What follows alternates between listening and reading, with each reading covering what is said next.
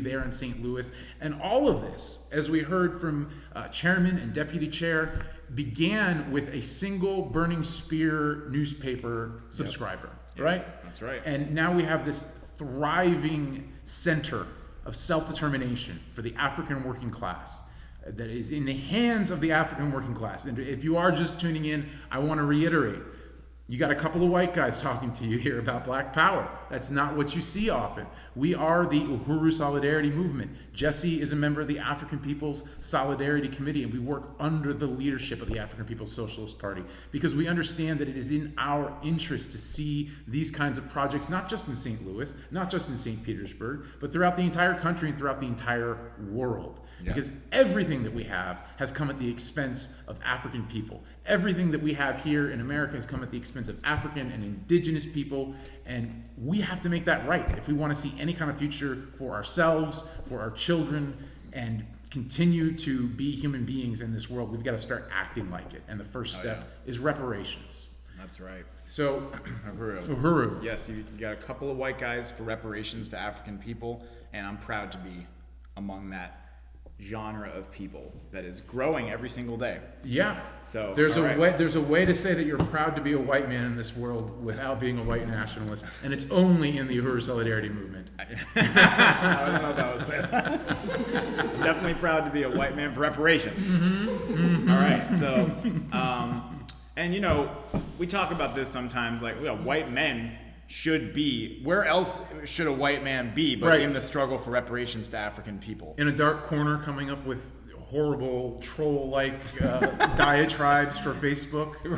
Yeah, we don't need another. We have enough of that. Yes. You know, come out of your troll-like Facebook diatribe hole or any other self-hating activity that you're involved in and join the revolution. Yes. You know, and if you look at the history of the genocide and oppression of African people, white men were quite present. So I think in the struggle to repair that damage, white men should be equally present. It's our responsibility. Exactly. So, all right. So shout out to white men who are interested in joining the struggle for reparations to African people. We're making a call to you tonight. Take a stand. Don't be shy. That's right. It's as Chairman Amalia Yeshitela said, conversation is the cheapest commodity on the block. That's right. Put your money where your mouth is. If this is something that you agree with, if the idea of African people having access to their own resources, land, and lives once more is something that appeals to you, you have an opportunity to take a stand for that right here, right now, today, by going to the blackpowerblueprint.org and donating generously. Right on. All right, so let's hear from some of our donors who have contributed today. Raya Fogarty. All right. She said, Uhuru, this is part of my Reparations Tuesday fundraiser offline donations from myself, Jack, my neighbor, my brother, and my ma, Judy Drozda. I love that. That's incredible. Raya.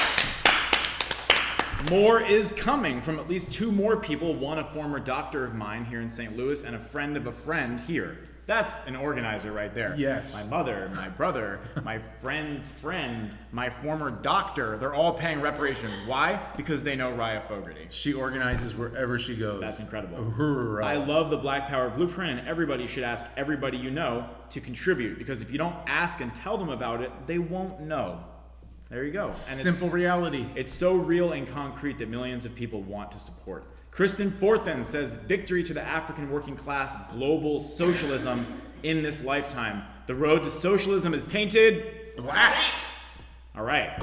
Then we got Grady Brown. The Black Power Blueprint teach us within the African community what fighting back looks like. The Black Power Blueprint is a revolutionary machine. Yes. All right, Grady Brown. That's great. Chairwoman Penny Hess says, saluting Chairman Amalia Yeshitela, Deputy Chair Onozene Yeshitela, and the Black Power Blueprint.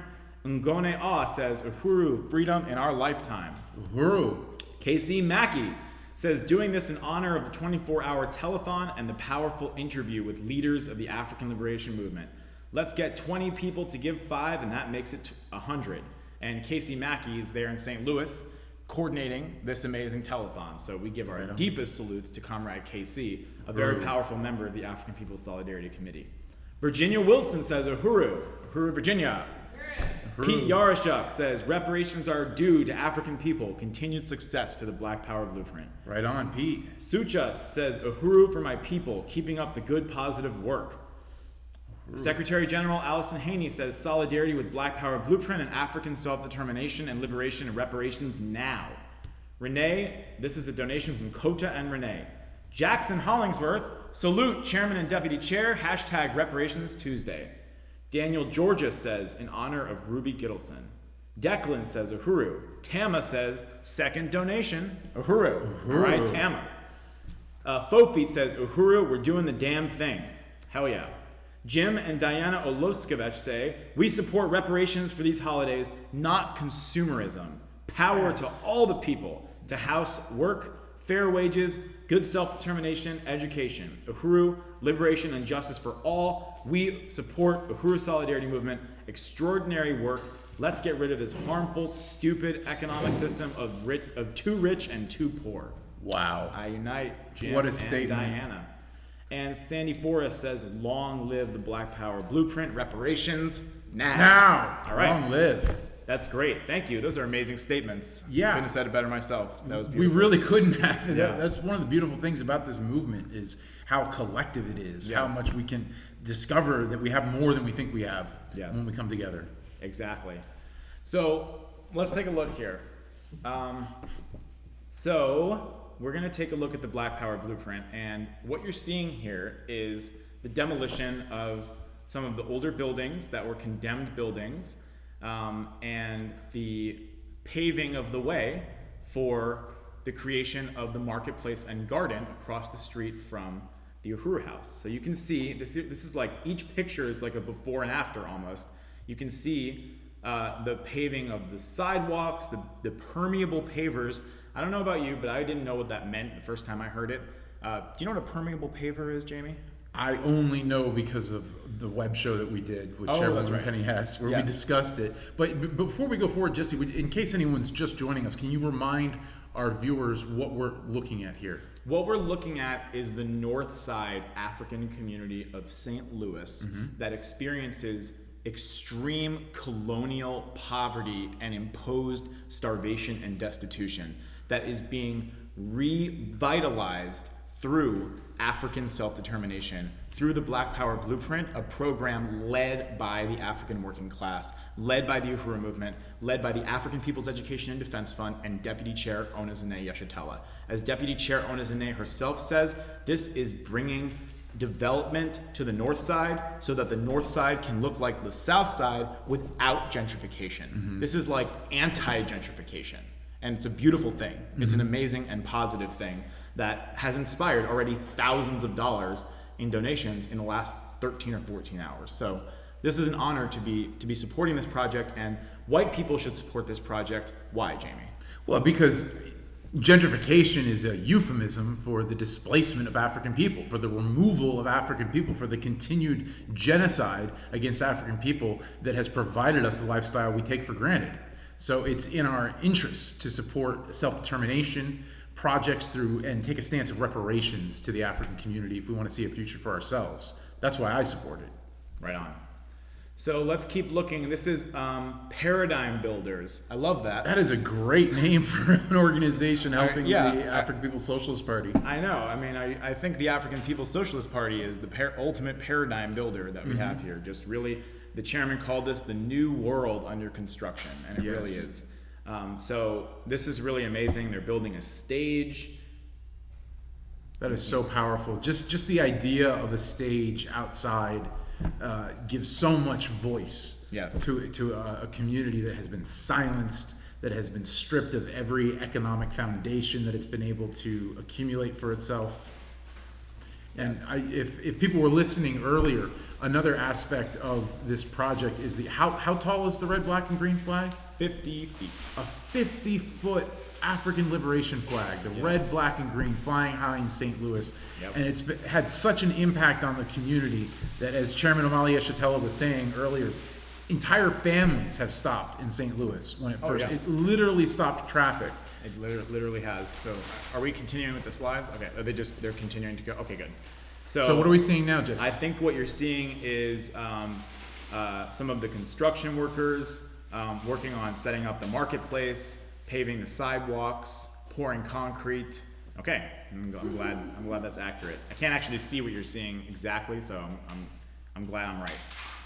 And this is the sign for the One Africa, One Nation marketplace, Gary Brooks Community Garden, or maybe you just saw that a slide or two ago. But I really want to salute Gary Brooks. Say more about that, Jesse. Who's Gary Brooks? Gary Brooks had a garden, I believe, in this area, and the Uhuru movement and the African People's Education and Defense Fund really has brought him into the process of continuing to build this community garden, and they named it after him in his honor. And he's just a stalwart of the community, and he has, T'Challa Masimba was talking earlier about his vision for this rejuvenation of the North Side. He wants to see red, black, and green flowers planted along the streets that are slanted a certain way so that they can be seen from the roads. And I can't remember all of the details of what they were saying this morning, but it just sounded like a very detailed and beautiful vision of, the illumination of the North Side by the struggle of the African working class. It just sounded incredible. And he's this garden that's going to be coming there is tied to the struggle for community commerce, for economic development, and addressing what they call food insecurity or food deserts, which are more euphemisms. You talk about a food desert, you're talking about people who have no food. There's nowhere to get food except for garbage that's poison.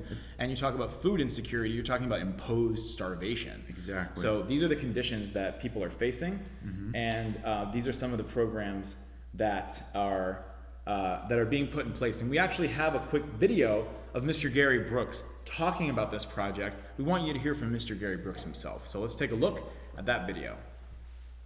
This is Mr. Gary Brooks. We've named the community garden after Mr. Gary Brooks, the Gary Brooks Community Garden. He is a real visionary and has a real vision for what the outdoor space can look like. He has determined that he would like to see this become a destination space for people to come from all over the world. So more than just a garden, but an entire destination space. He has a real vision for it. Welcome, Mr. Gary Brooks. All right. All right. So Yeah, I am very pleased to be here to watch this, but it's almost like being a father all over again, being watching a new child being born, and hoping that we can turn this whole thing around. And everybody wants their child to be the best and make the world a difference, and that's what I'm trying to do. And this neighborhood's gonna come all the way back around. All right, Mr. Gary Brooks. Let's give him a round of applause. So let's just keep looking through the photos. There's the Did we flag. get to the flag raising? Okay. If this is the event I'm thinking, I think I was at this event. Yes, I was at the flag raising. It was amazing. Jamie, it was so powerful. They had this young dance troupe that performed. They had a lot of incredible music. There were all these people, even elected officials came out. It was a moment, and it wasn't symbolic. It wasn't like just, oh, isn't it nice to have a flag that, makes you think of something or whatever. It was actually like, no, this is liberated territory. It was a real declaration of Black power and bringing together the African nation.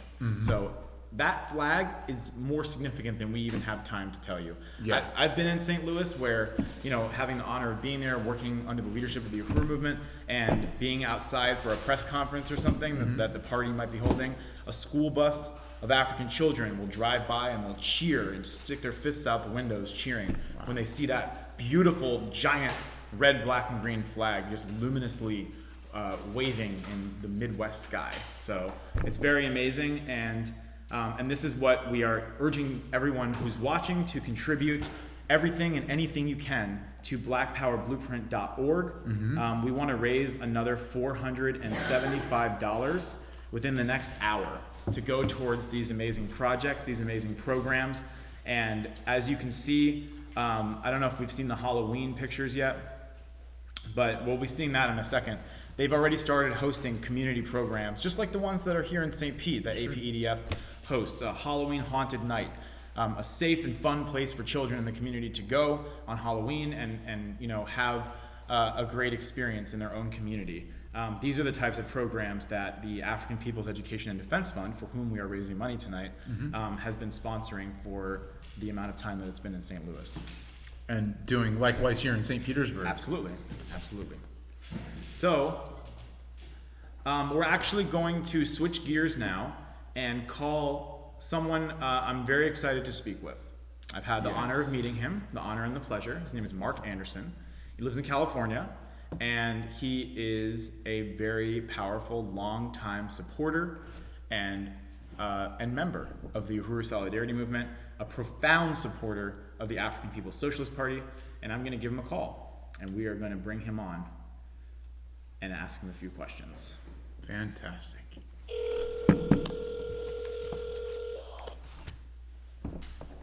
And thank you everybody for tuning in to this telethon fundraiser for aPDF and the Black Power Blueprint. Uhuru, Jesse. Uhuru, Mark, how you doing? I'm doing just fine. Great. So are you ready to go live? I am ready. Okay, we're ready too. All We're right. live. Okay. All right. So we're here with Mark Anderson, and we are very, very excited to have Mark on. As I was just saying, Mark Anderson is a longtime member of the Uhuru Solidarity Movement and a profound supporter of the African People's Socialist Party and the Black Power Blueprint specifically for many, many years. And it's always a pleasure to see Mark in person, and always a pleasure to have you on. We've had Mark on Reparations in Action. By the way, I'm here with Jamie Simpson. Uhuru, Mark. Uhuru, Jamie. So we're really excited to have you on, Mark. This has been an incredible night. We're on I think the 15th hour of our 24-hour telethon to raise funds for the Black Power Blueprint. It's been very successful. We've had really powerful program tonight with Chairman Amal Yeshitela, Deputy Chair Onezene Yeshitela, Director Akile Anai, and so far the collective efforts of the members and supporters of this Black Power Blueprint have contributed $5,425 towards this project. So it's been incredible and just a great success. So, Uhuru, yes. So we're really glad to have you on, Mark. And if I could just see that real quick. Certainly. Sorry. Okay. So we wanted to start off by hearing a little bit about you. You are someone that I think everybody in the Uhuru movement and the Solidarity movement in particular should know more about. And I myself am interested in learning more as well. So tell us about yourself. You're a longtime supporter of this movement. What does that mean? How long is a longtime supporter? And how did you first meet the Uhuru movement to begin with? Sure. So a long time is since the mid-'80s. So I'm not even in the top 10, really, in terms of old-timers. Since, as most of us know, the party and the Uhuru movement was really started in the 70s. So I grew up in an academic household. My father is a university professor, and my mother was a school principal, and grew up mostly in the Midwest. I got a master's in electrical engineering from MIT, and then because one graduate degree is never enough, came out to Berkeley to get a graduate degree in physics. Okay. And that was in 1984, and I was completely head down in study mode. So obviously the Uhuru movement was here then, headquartered here, and Measure O was actually going on, which I was distantly aware of and saw something, but I was not actually, I sort of regret this now, but I was not that involved in it. But after I'd been at Berkeley for a year or two, my coursework was done. I had more time, and I also moved further from campus. And in North Oakland at the time, the Uhuru movement had an institution, the Uhuru Bakery Cafe, which was just walking distance from my place. And then also I, went to, a variety of places where there was these pie tables, which we're still doing as a movement. And Joel, another old timer. So he claims to have brought me into the party, but or at least brought me to the movement rather. So I started going to the Uhuru Bakery Cafe, and things took off from there. Obviously, a big changing event was the first time that I heard the chairman speak. Yes. And I got more and more involved, and within a year, I was doing tables up at the Berkeley campus. There's another Mark in the Solidarity organization who also came from the Berkeley Graduate School. Even in the same department in physics, he's now involved in Uhuru Furniture. Mark And so by '86, I was already getting tired of living my life at university, and sort of decided that despite what I'd grown up thinking, I did not actually want to stay in academia, and so left and started jobs. But I also got a lot more involved in the Uhuru movement at that time. I was, for example, in the room when Huey Newton came to speak at the Uhuru House in '86. So his, the quote that many of us have heard about, you might not have the Black Panther Party, but you have the Uhuru House. Mm-hmm. You may not have the Black Panther newspaper, but you have the Burning Spear. I was there when he said that, and it was like everybody got up and cheered, and that was, clearly such a symbolic moment. Repeatedly over the years, the party has held up, or hosted various individuals who were a part of the Black Power movement of the 60s. Sadly, many of them have changed their politics, but, Huey Newton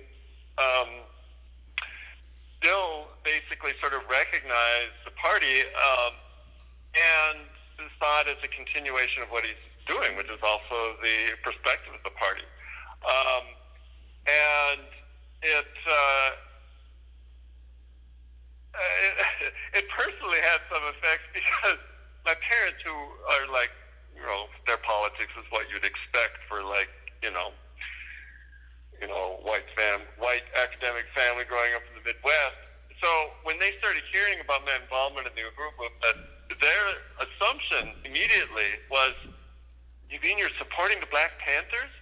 So they were still themselves, which was oddly correct. It's just not correct the way they thought of the Black Panther Party. But it was sort of like, I was kind of surprised that they actually had that association, because I didn't even bring up the Black Panther Party. But they recognized from what I was saying that I must have been associated with something like that. Another memorable period from that experience from that period in the early 80s was, I think it was '89, when the state basically arranged for Huey to be shot. Mm-hmm. And the party was the one that really held up and defended Huey's memory. But it was also the community, and that was an amazing experience because, first of all, I had no idea there were that many Oakland cops, because they must have been pulling them out of retirement. There was serious concern that all of Oakland was just going to be burned down, because the people were just coming out. And these were people who, were not necessarily tied to the Uhuru movement, but even though there was a lot of vilification of Huey from the press and, the white community, the Black community still recognized him for what he was and that he represented the people.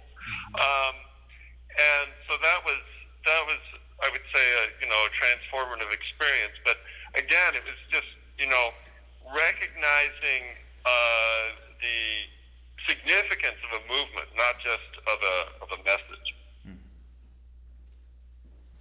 Uhuru. Yes.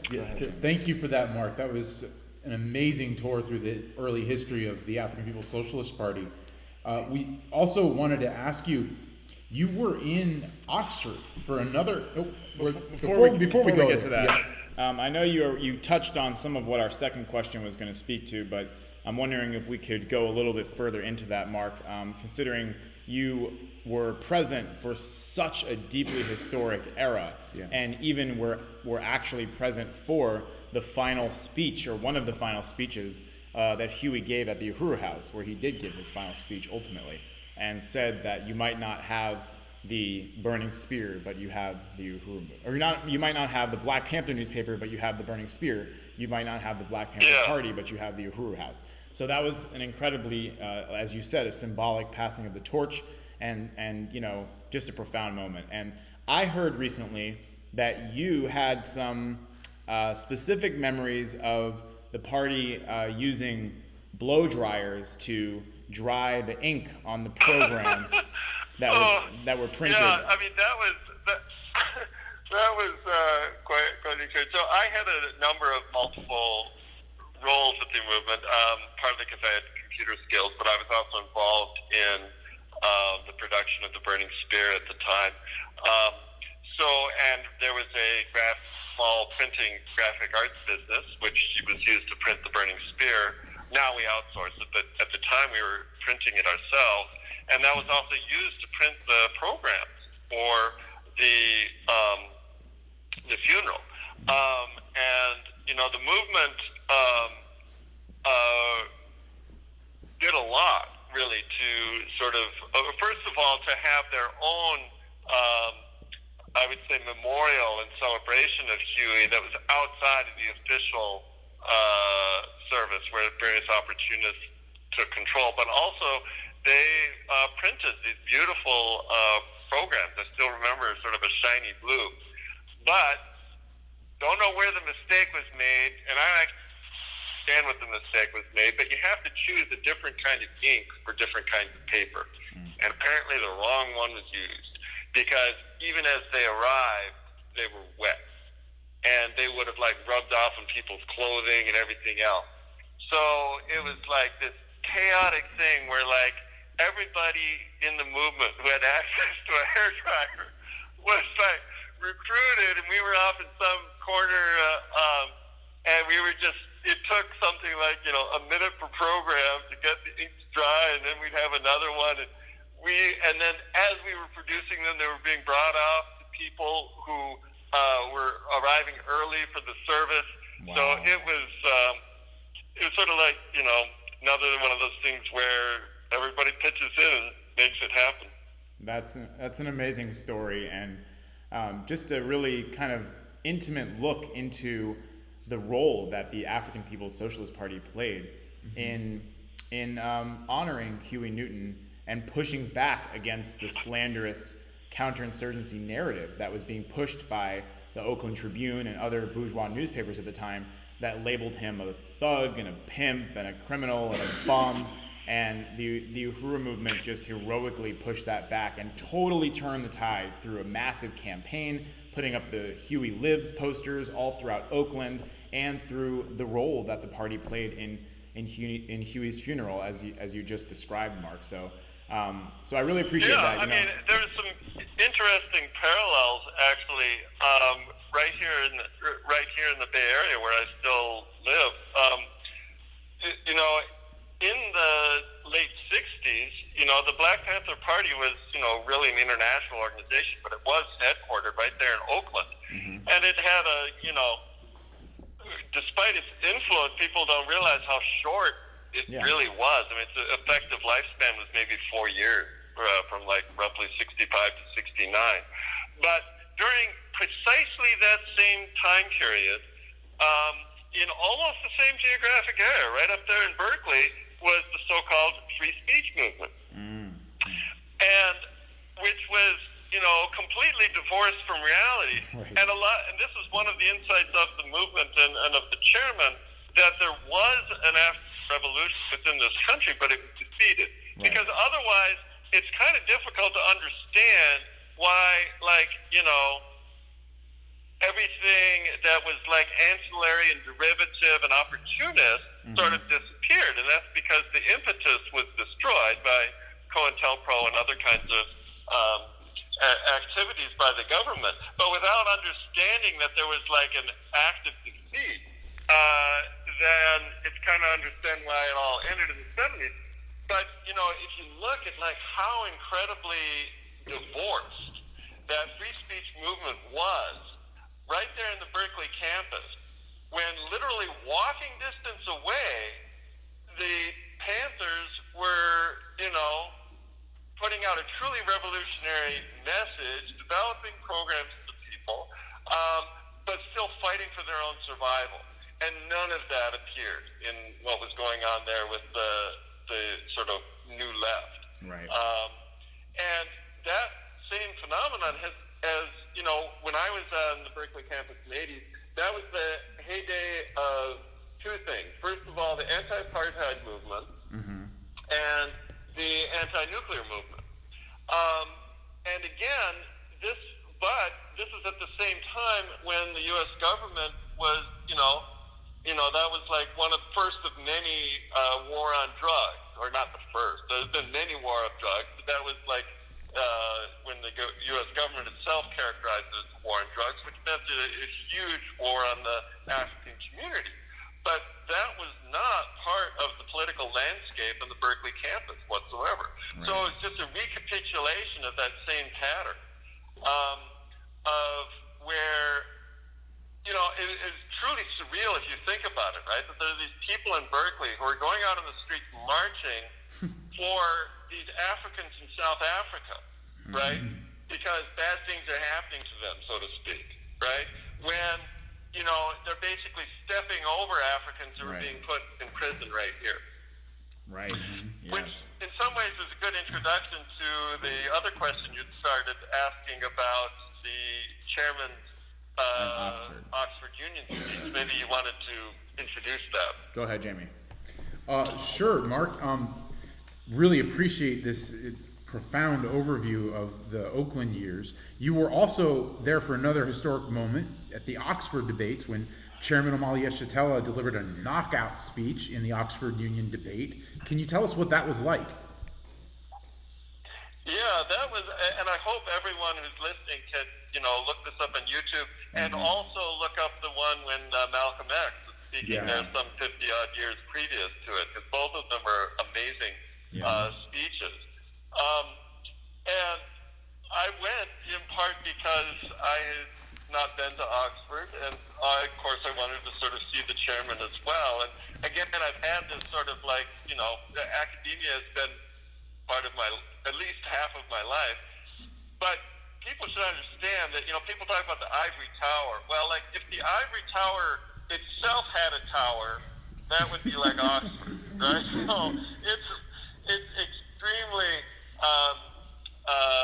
I would say, distant. And I mean, it's so distant that it's remote from most other universities in the world. It's a very sort of excluded and exclusive kind of environment, and it's very easy. I'm speaking from personal experience to sort of get very divorced from reality, living in this kind of environment where the things you're kind of like, thinking about are very much remote from, the day-to-day existence of the rest of the planet.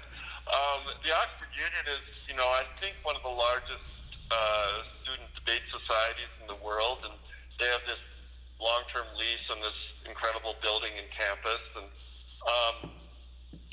they invite a lot of people, both thinkers as well as celebrities, and they wrote this amazing letter to the chairman. We still haven't figured out where that originated, but recognizing really to a large extent his role in African internationalism. And the nominal topic was whether to embrace an African Union, which was kind of a bizarre question, and of course even the answer to that hinges on like minutiae as to whether that's African Union with capital A and capital U, or just general union and all the rest of it. But and of course, whatever position the chairman was going to be on, he was going to dominate, right? And he definitely did. They found a variety of like Africans from the continent as well as from England, but they were just a distant shadow, both in terms of content as well as just power compared to the chairman. Everyone's speaking of how much passion that the chairman spoke with, which is definitely true and influences. But of course, he also brings an unusual combination of sort of scientific and logical thinking with actual practicality. other thing is I was kind of amazed, maybe I shouldn't have been, but out of the total of six speakers, they had 3 on each side of this debate, he was the only one to sort of like speak of the question in terms of a historical context. You know, like, why do we even have to speak about African Union? You know, how did it get to be so divided? So I would have thought that would have even been part of the introduction of the debate, you know, let alone part of the other speakers talking about the Council of Berlin and things like that. He was the only one to really draw a distinction between, you know, neocolonialism and the interests of neocolonialists versus those of the people. And he was the only one who really called for revolution as the basis for finding an African Union. And he got all of his messages out, too, which is not an easy thing. If any of you have ever seen debate societies, that's kind of an accomplishment. But he got like a standing ovation, but a lot of people were, I would say, were frankly just in shock. They didn't know how to even handle it because it was so different from the rather staid and formulaic, I would say, debate approaches. But so many people, you know, expressed, you know, their appreciation for his speech, which was, you know, we have the privilege of hearing the chairman on a regular basis, so sometimes I think it's possible to forget what an experience it is for the first time. But for most of the people in the room, they had never seen anything like that before. So it was quite the experience to sort of witness that in these, you know, buildings that were literally centuries old, and in many cases built on the profits from slave owners, which is a whole other discussion. Wow, that is really, really interesting and powerful to hear about from somebody who was there for such historic moments in the Uhuru movement's ongoing and developing history, from the Uhuru House in Oakland to Oxford Union. Really, really amazing. So Truly incredible. yes, so Mark, we're going to be wrapping up in just a couple of minutes, and we're going to be actually going to another interview with some comrades from Portland. But this telethon is calling for support from the white community and from everybody for the Black Power Blueprint and the African People's Education and Defense Fund. And we wanted to ask you, as someone who has been a supporter of aPDF and the Black Power Blueprint for a long time, if you could talk about why you feel it is important for others to support these amazing programs. Yeah, so I think something that I've learned from the organization is the importance of the organization itself. I mean, it's very, particularly in these days of social media, it's so easy to get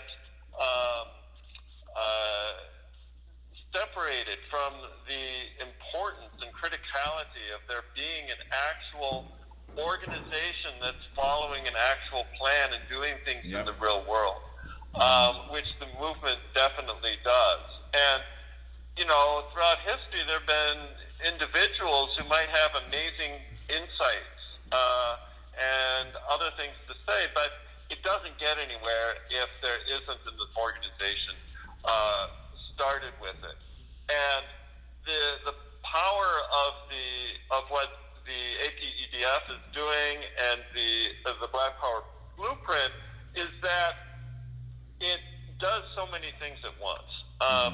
So for those who are interested in things that are very concrete and dealing with the day-to-day realities, you know, in Ferguson and elsewhere, there's a reason to support it for that reason.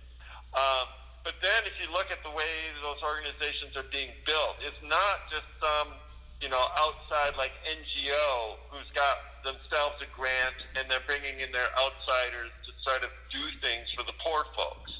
Right. You know, it's an actual organic institution that's led by the people who are right there, which is incredibly powerful for the community and for everybody else. Yes. And it means so much. I mean, as we all know, when Michael Brown was shot, whatever it was, 5 years ago, you know, the opportunists descended upon it like, you know, like wolves. And they were there to, you know, give their speeches and wring their hand. but they're all gone now, you know, and the party is still there.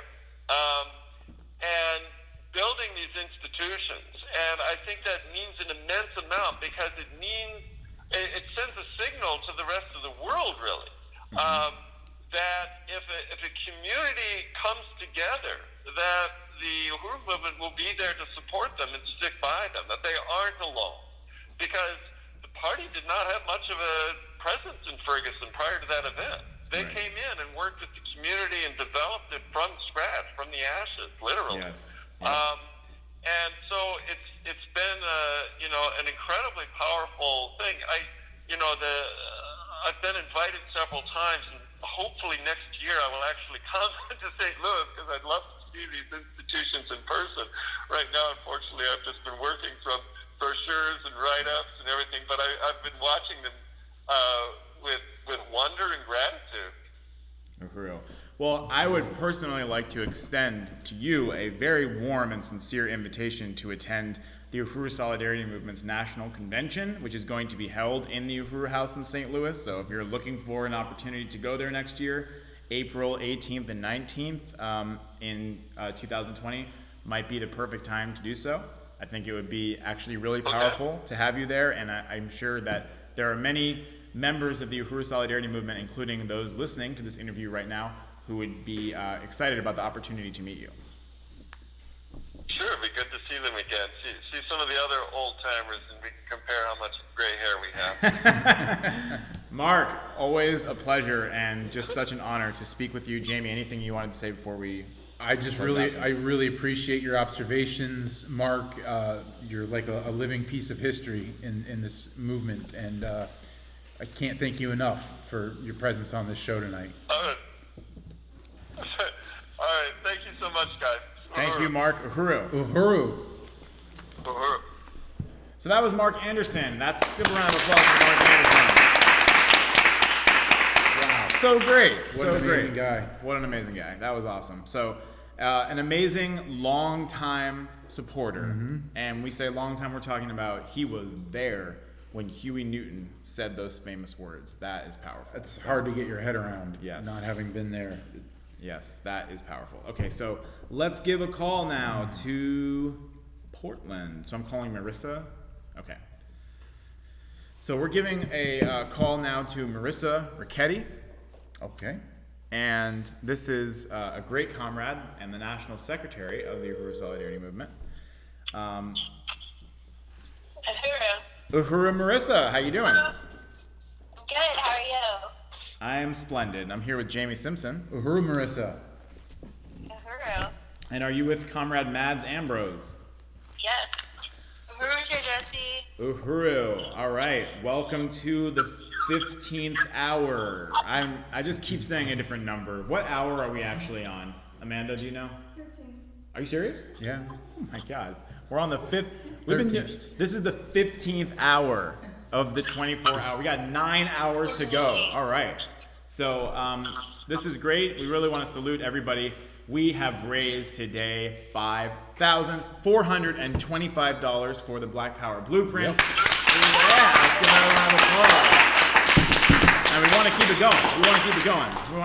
We want to raise another $475 by the end of the hour, by the end of the 15th hour. So to inspire you to do so, to inspire you to go to blackpowerblueprint.org, we've got another amazing interview lined up, this time with Marissa Ricchetti, the National Secretary of the Uhuru Solidarity Movement and a great organizer there in Portland, and Mads Ambrose, who is a powerful organizer in Portland and the Western Regional Coordinator of the Uhuru Solidarity Movement, and the coordinator of the Tour and Speakers Bureau, the Days of Reparations to African People campaign, and so many other things. These are two powerful comrades, and I'm very excited to speak with them tonight. So, welcome to the program.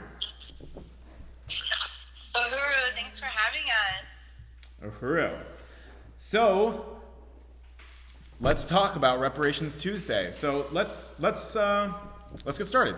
What's going on in Portland for Reparations Tuesday month? I know you all have quite a bit planned for this month. Uhuru, yeah, this is Mads. I really just appreciate appreciate the program and for inviting us on to talk about what's going on the West Coast, and just really appreciate all the comrades who are like just going live all day and putting in the energy and work. And I just heard the amount, and I just want to say Uhuru, and that's so amazing that we've raised so much money so far. Yes. So yeah, salute to all the work that's going on today. And so Portland has a lot going on. We weren't able to do an event actually today, but I know a lot of us have our Facebook fundraisers up and are raising money. But we have some really awesome events that I'm really excited about. Is our first event is a bingo night called Bingo for the People, and it's a fundraiser for the Black Power Blueprint. And if you're in Portland or around Portland, it's Friday the 13th, and it's at Sloan's Tavern. And then in Sloan's donated their venue, which is an awesome stand of reparations. And then we're having a dance party on December 22nd, and we're calling it Catch Feelings Slow Jams for the Revolutionary Romantic. And that is going to be, you know, a dance party with a goal of reparations. And then also Maggie Jane Rainbow is doing a retail sale, a solidarity sale at her new shop, and is donating a percentage of the sales to Reparations Tuesday. So, you know, it's just really awesome to have these kinds of events that are, you know, things that people in Portland are already doing. Like, we already go to dance parties, we already go to bingo nights at dive bars, but it's a way for us to really reach people in a new way. You know, we often have political events, and the chairman has been here, and President Colombayi, and many other African People's Socialist Party speakers, and we have those really great political events. But I really appreciate the way that we can be under the leadership of a revolutionary organization and throw like a dance party.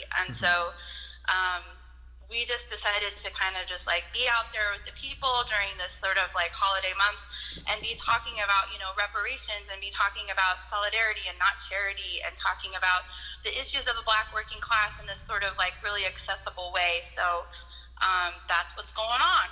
Uhuru. Wow. That's amazing. Yeah, I really salute that, and I'm very inspired. I think here in St. Pete, we need to plan some events like that, some bingo nights. And we've been discussing a bowling event called Roll for Reparations Bowling Tournament, another strike against imperialism. I'm going to keep riding that pun into the ground. But I'm inspired by what you all are doing in Portland. So just want to salute you and your great work. And Marissa, anything you wanted to add to that before we go to the next question? I'm excited for everything we're doing here in Portland, and the events are going to be great. They're going to be amazing. Marissa's the outreach coordinator and does an awesome job. Wow. All right. Great. Well, I've been to Portland, and I've also seen the TV show Portlandia, and you know, I was expecting to go to Portland and feel like, okay, that's a little bit of a stereotype, you know, that's kind of an exaggerated portrayal, but unfortunately it's not. It's pretty true to life. So in a city like Portland, why do you all feel it is so important to build a new culture within the white community of reparations to African people? And what are some of the unique challenges, if you want to call them that, of organizing in a city, unique opportunities and challenges of organizing in a city like Portland? This is Marissa. Portland is the whitest big city in America with a population of 72% white people, and this is because of a history of Portland being a sundown town, which was the legislation that banished African Indigenous people from actually living in Portland. And the gentrification here has pushed out, that's happened like in recent years, has pushed out a lot of the Black community from central Portland. And organizing like here and being a part of USM is super important, and adapting that culture of reparations, I think, is like a positive way forward for us to address these conditions. and the violent past of Portland, Oregon. What would you add, Matt? Uhuru.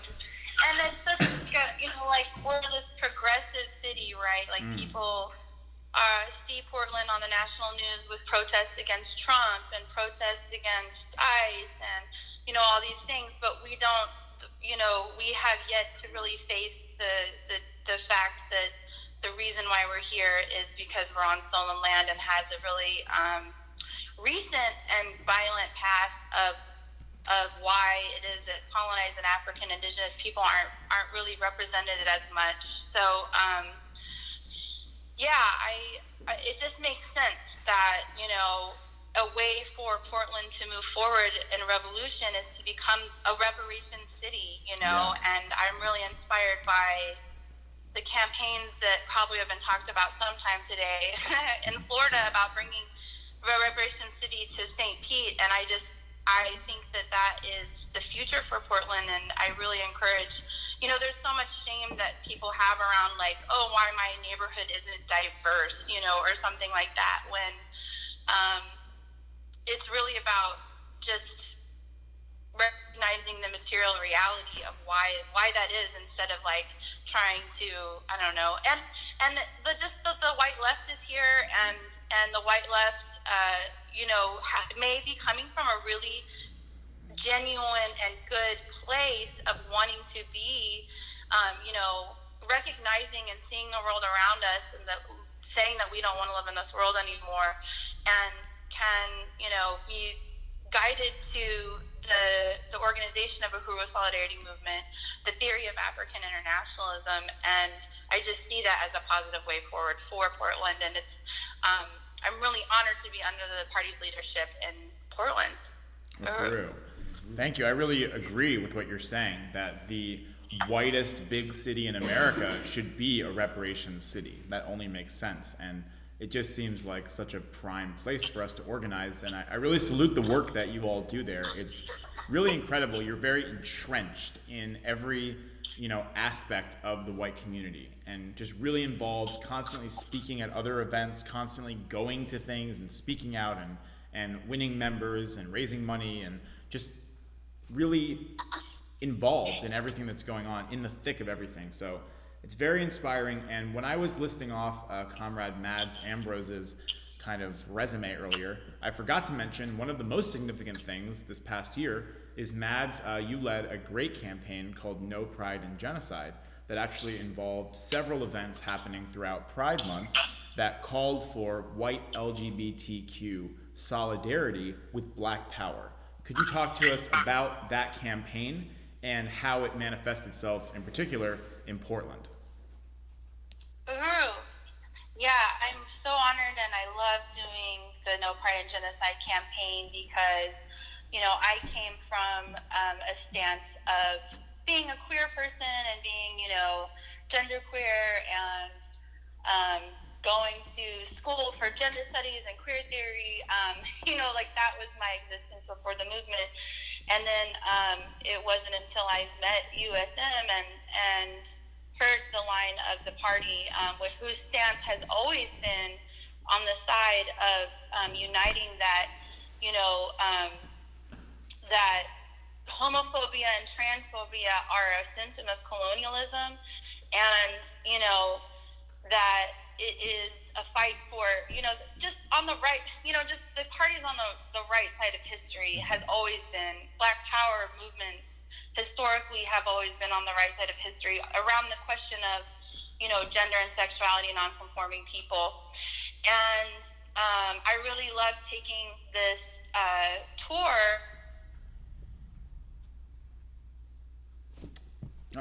Which tours throughout the country, and then in Boston and in Portland and St. Louis and Oakland and San Francisco. There were, for the very first time for this campaign anyway, there was representation of USM marching in the Pride marches and the, dyke marches and trans marches and things like that. And with this resounding sound of unity with Black Power, and I just see I just really appreciate the line that the party for saying, that our common enemy is colonialism, and that, so anyway, for Portland, we did, and I just want to say too, like, I know we mentioned about Portland being super white and all these things, is that, we have quite a few, this is like often a place where gender and sexually non-conforming white people come because it is this sort of like acceptance of gender and sexuality, which, like, that's the whole reason why I came here was, I was escaping Oklahoma, which wasn't really safe for me, and I had a place to be safe. And when I realized, African people can't be safe anywhere they are in the world, it just made me realize the pedestal that, even us as LGBTQIA people who are oppressed, it's our pain and all of that is still on the pedestal of the oppression of African Indigenous people. And so it was really exciting to be in those marches and for us to be chanting unity through reparations. We chanted white dykes for black power at one point, and just having a representation. And I see, I really want to appreciate my leadership, Penny Hess of the African People's Solidarity Committee, because she really pushed us to be out there. And it's not, we're making this is a movement, not just a speaking tour. This is another movement of white LGBTQIA people having to face this political question around unity with the anti-colonial revolution, and I could keep going, but I know we want to do questions. But I just really love this campaign, and I love speaking with the LGBTQIA people, and I really want to encourage anybody who's listening, no matter what your gender or sexuality is, but definitely like knowing that that this is the same. If we want to kill colonialism or homophobia and transphobia, the Black Power movement, and that's where we're going to see our liberation too. Uhuru, absolutely. Very well put. Thank you so much, Mads. And I know that you, Marissa, actually joined during the No Pride in Genocide campaign. Can you speak about why you were so moved by that campaign to actually go ahead and become a member of the Uhuru Solidarity Movement? Yeah, I attended the No Pride and Genocide speaking event, and I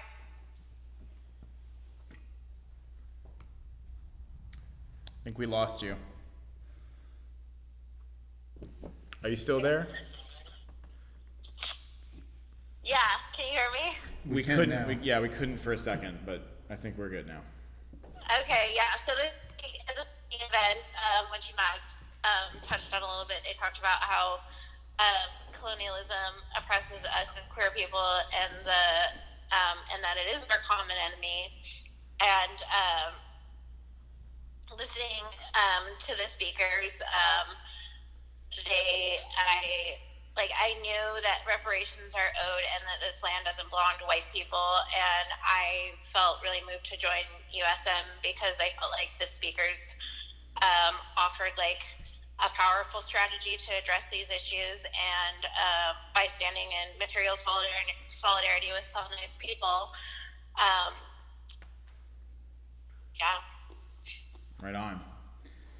Thank you. All right. So let's talk about a little bit more about this question of No Pride in Genocide. I think this is a really powerful campaign. And Mads, you have done some excellent presentations about the history of what we might refer to as the gay rights movement and its relationship to the Black Power movement. Could you talk about that briefly? So, because of the African People's Socialist Party and their analysis of, COINTELPRO, like I know that Mark Anderson, previous to this program, was talking a little bit about that as well, that the Black Power movement in the 1960s really inspired white movements like the gay rights, women's rights movement. It was a time where revolution was the main trend. It was a time where a lot of different sectors of revolutionary, action was happening around the world, and it was because of African people on the borders of the U.S. Fighting for Black power, and it kind of, I always like to say that like LGBTQIA people were like, hey, like we were okay like being underground and like having these like speakeasies and going to a park in the middle of the night to hook up. But it wasn't until the Black Power movement where we really were like standing, that it wasn't.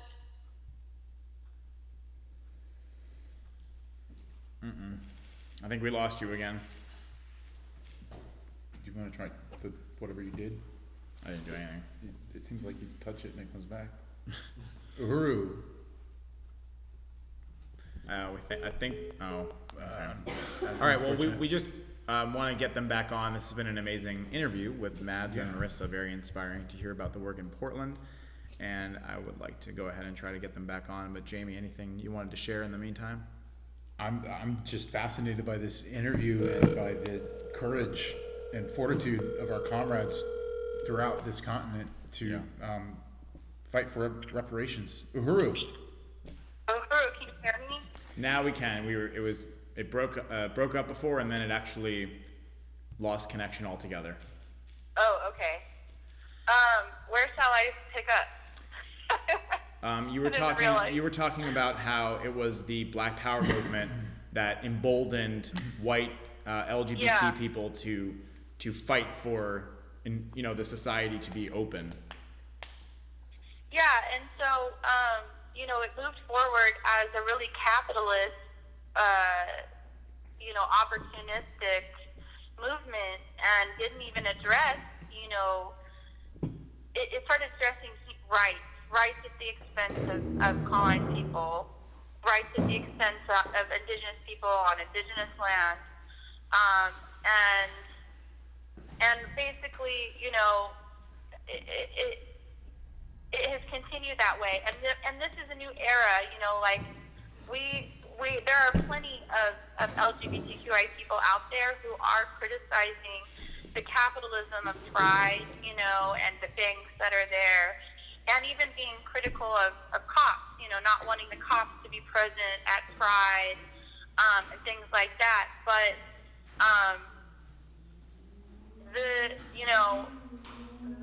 the way forward is through Black Power and really recognizing that, our common enemy is colonialism. And so it's exciting to do this work and see, how the criticisms are being made,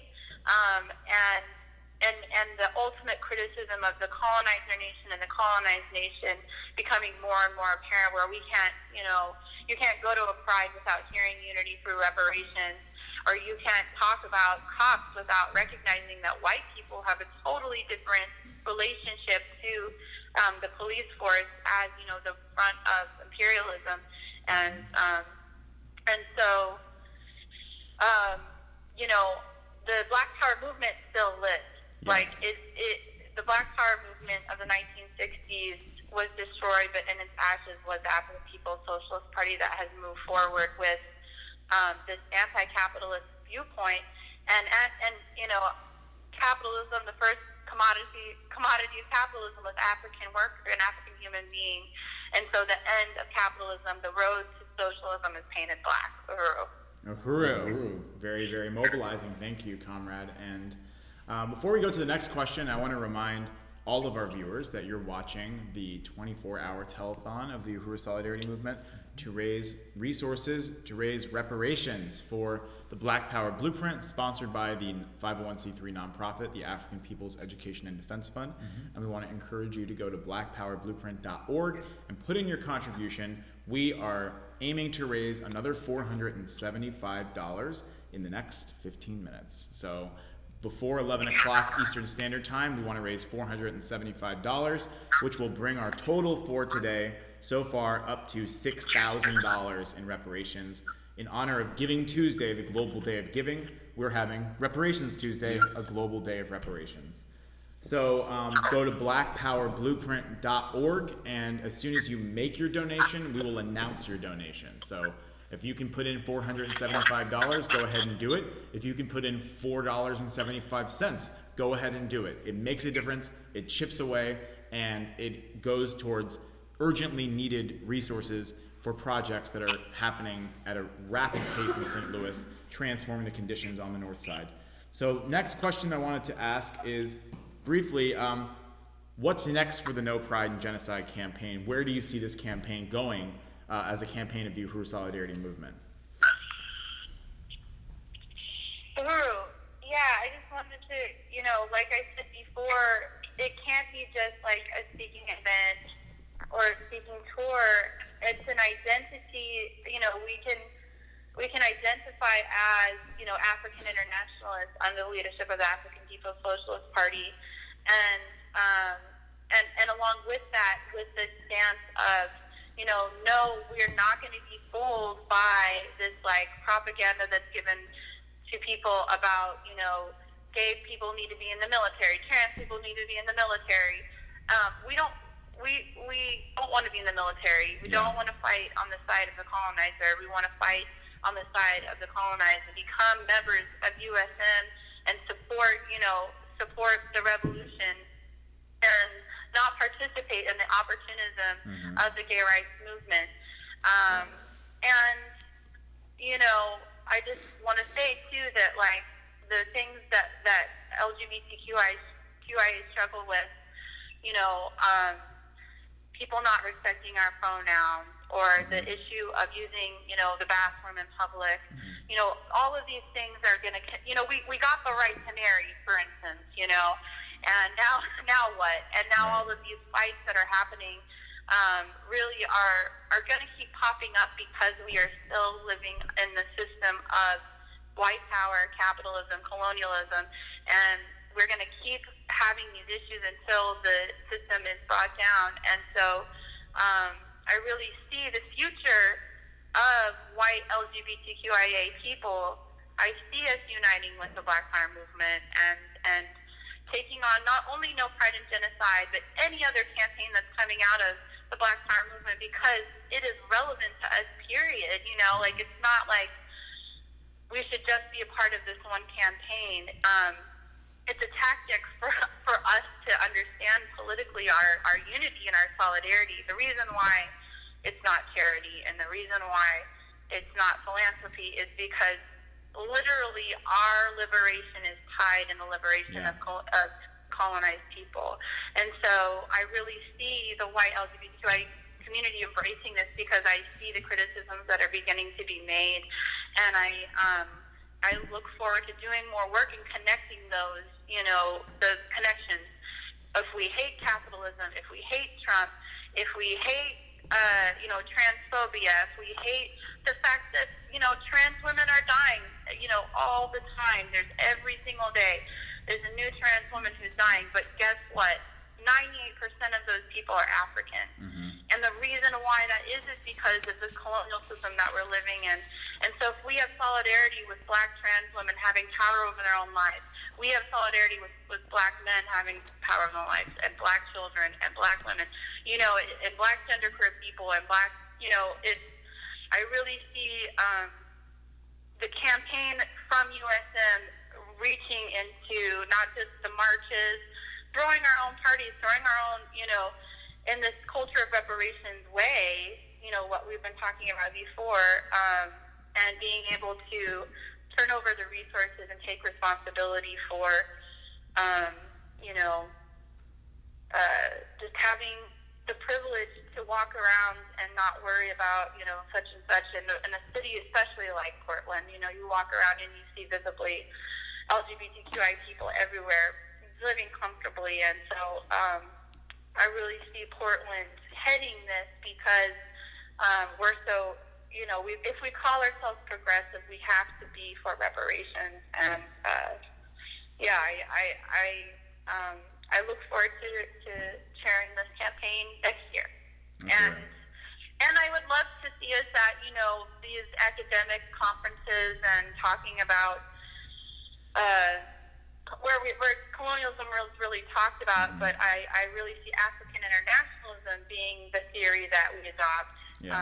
I think through the eyes of the colonized. Uhuru, yes, the political theory of Chairman Amalia Shatella, who we had the honor of interviewing earlier tonight. So we just have a couple more questions for you, Mads and Marissa. So Portland got a lot of news this past year for white nationalist marches that happened, and there were these street battles between you know, people with, like, you know, neo-Nazis or however they characterize themselves on the one side, and then what they refer to as Antifa or anti-fascist activists on the other side. Let's talk about that. I guess the first question is, and this is a leading question, but for a city that prides itself on being progressive, any theories on why there's so many Nazis in Portland? And secondly, is Antifa any better?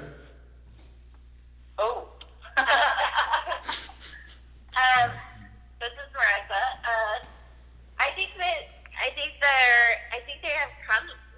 I think they've come here because there is such a large white population here, and they think that they, you know, can have some kind of foothold, and despite it, you know, having a reputation for being progressive. And Antifa and the white left in Portland has, like, they are not addressing the material conditions that are present, and instead are using, like, this approach of, like, confronting ideology, or, you know, progressives here changing language, like using certain language, or, you know, even like addressing violence with violence.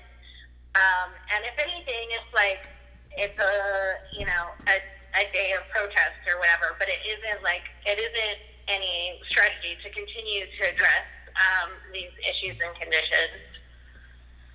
What else would you add? I agree. If I can jump in, I agree with what you're saying, and I appreciate your perspective on that. And, you know, my joke was sort of facetious, or my question was sort of facetious, but I think the point you're making is absolutely correct, that, you know, I can certainly sympathize with a white person who, you know, wants to be progressive and wants to be on the right side. And living in a place like Portland, and suddenly you see all these white nationalists marching in the streets, I can totally sympathize with the desire to want to go out and punch one of them in the face, and, you know, you might feel really good about yourself having done that. Mm-hmm. I get it, you know what I mean? But on the other hand, what have you changed, really?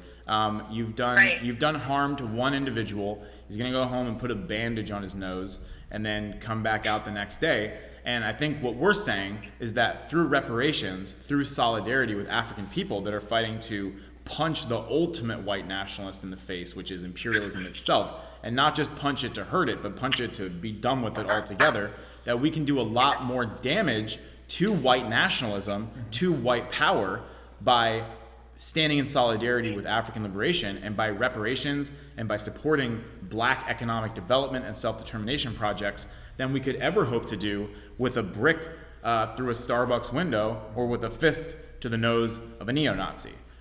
So while those things might come in handy from time to time, I think as a substitute for really struggling to build a mass movement for white reparations to African people, it just can't compare. And Jamie, you look like you want to weigh in on this as well.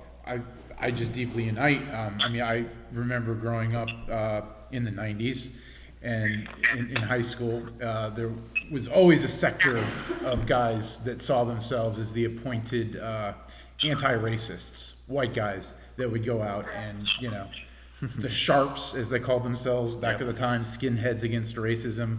And it sounds to me... the so-called good skinheads. Right, the good skinheads versus the bad skinheads. And even the good skinheads would have, like, hate written on their, tattooed on their fists and things. And it always confused me. The only thing that made sense to me coming up was Malcolm X's autobiography. Sorry, murdered that word. But until I heard Chairman Amalia Shatella speak, nothing really made sense in terms of a solution.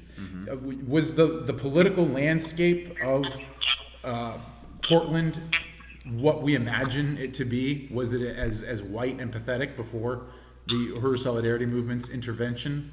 And do you run into people who are curious why white people are fighting for reparations in a city that is so white? I know that's kind of a repetition of what's been asked already, but is it any different organizing in a city that is so very white?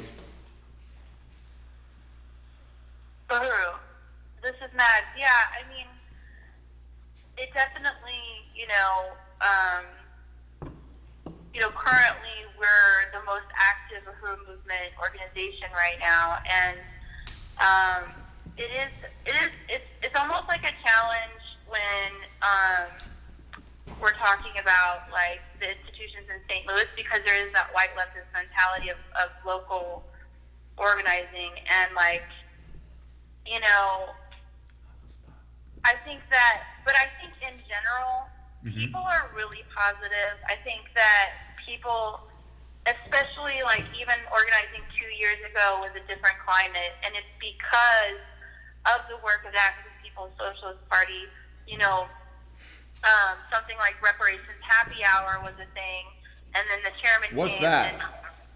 And the Reparations Happy Hour was an event where white people bought black people or colonized people drinks, and called it reparations. And, while, Damn.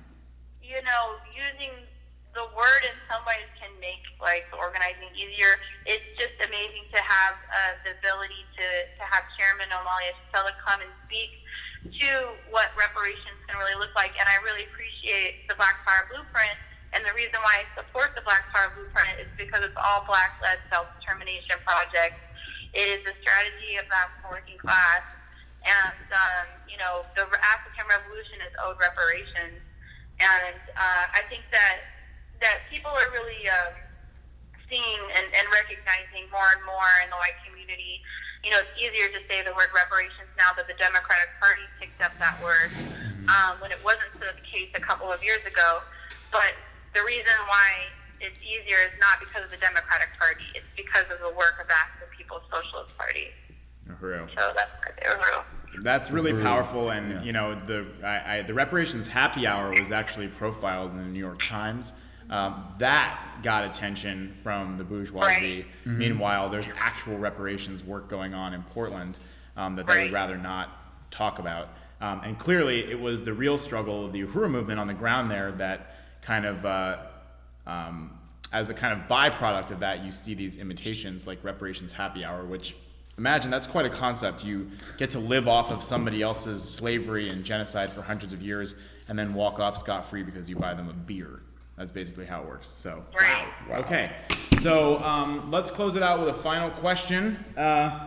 USM is the place to be for white people that want to be on the right side of history. What do you have to say to any other white people in Portland or anywhere who are watching this interview right now about why they should join the same organization that you did?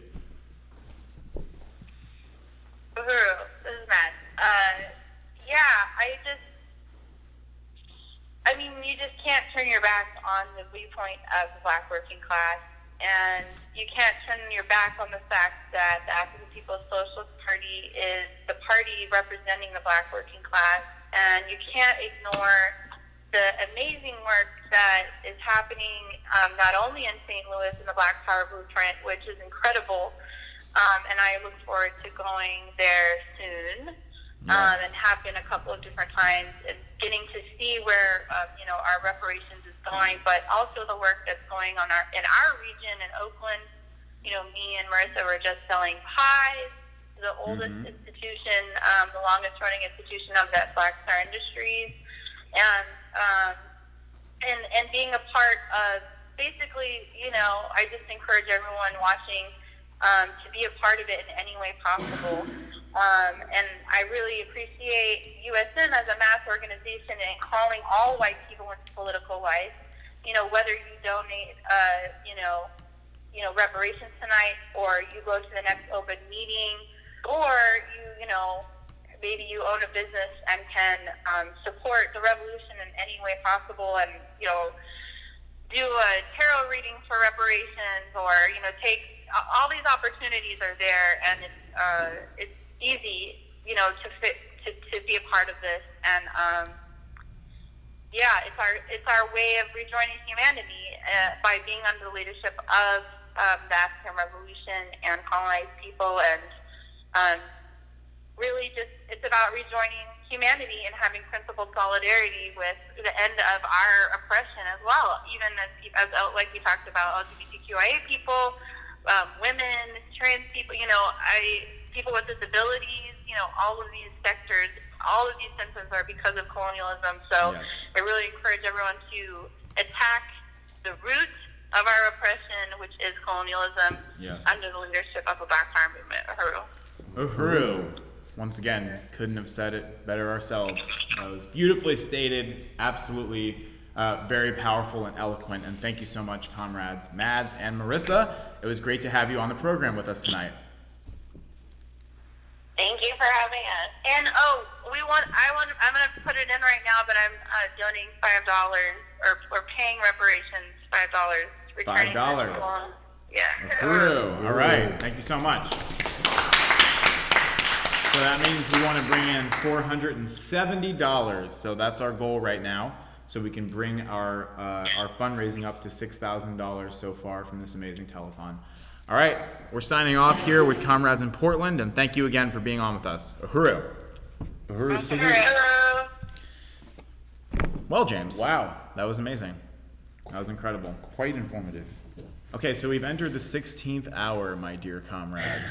Welcome to hour 16 of the 24-hour Reparations Tuesday telethon. We called this hour the Africa Hour. And we called it that because we want to show you some amazing footage, historic footage, of the African People's Socialist Party in Africa.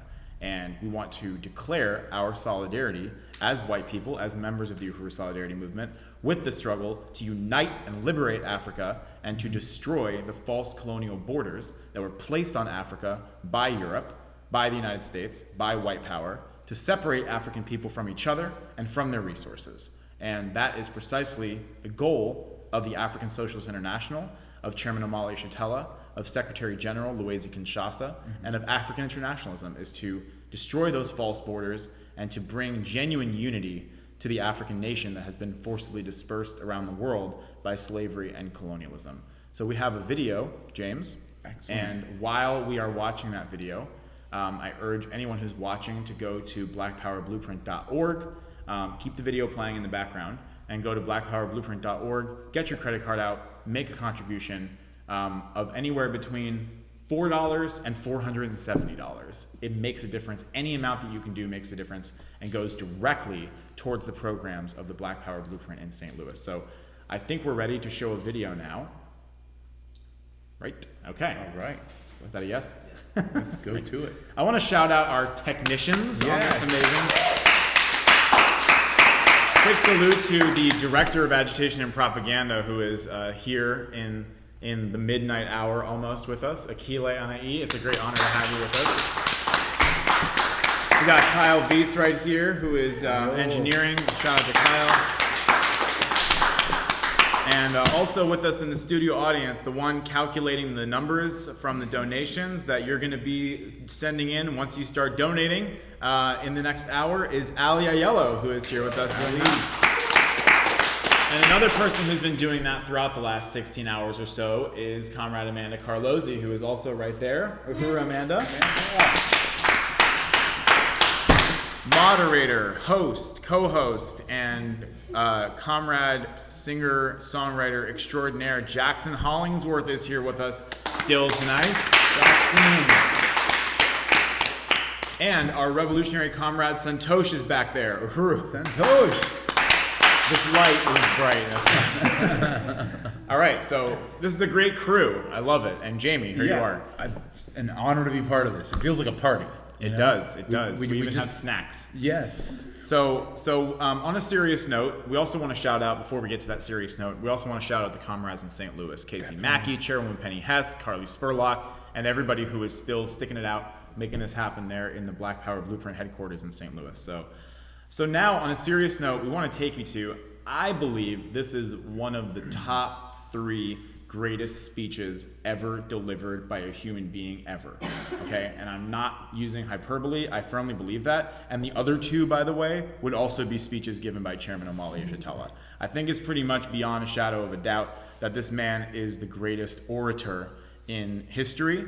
We could have a whole workshop about Chairman Omali Yeshitela as a speaker. And actually there have been workshops about that, because he is just a force of nature when he is in front of a podium, and he is the ultimate expression of the African working class, of the revolutionary aspirations and just the science and the passion, and it's just incredible. And Mark Anderson spoke earlier about the experience of seeing Chairman Omali Yeshitela speak, and really, we those of us who have the honor of seeing him speak all the time, it is true that you when you're in a room with people who have never seen him speak before, it is quite something. But on the other hand, it's always an experience to see Chairman Omali Yeshitela speak. I never sit in a room and watch him speak and don't feel incredibly moved by it. It's always an experience. He always takes you through a process, through a journey. He'll take you all around the world in 20 minutes and all the way back in time, thousands of years, and all the way to the present. And none of it is just talk for talk's sake. It's not information consumption. It's always a call to arms, a call to action, and a call to move forward towards revolution and African liberation. So this presentation is one of the absolute best of all time, in my opinion. And this is Chairman Omali Yeshitela speaking at the Pan-Africanist Congress of Azania, Pan-African Congress of Azania, I think is the name, which the PAC was one of the organizations involved in the struggle against apartheid, which was as opposed to the ANC, which ended up being the ruling party.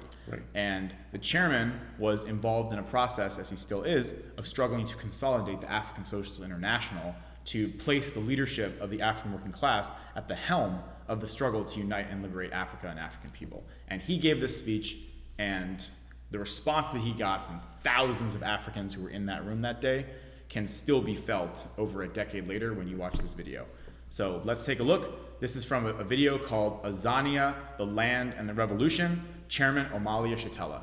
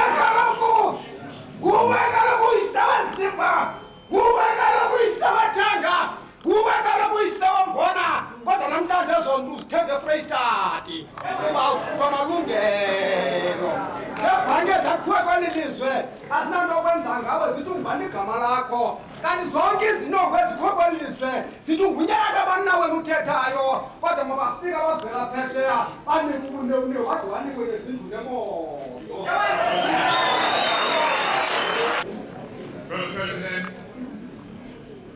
Ohopa, Secretary General Tommy Blackman, Comrade Deputy President Faithful, the esteemed National Executive Council of the Pan-Africanist Congress of Azania, delegates, guests, brothers and sisters.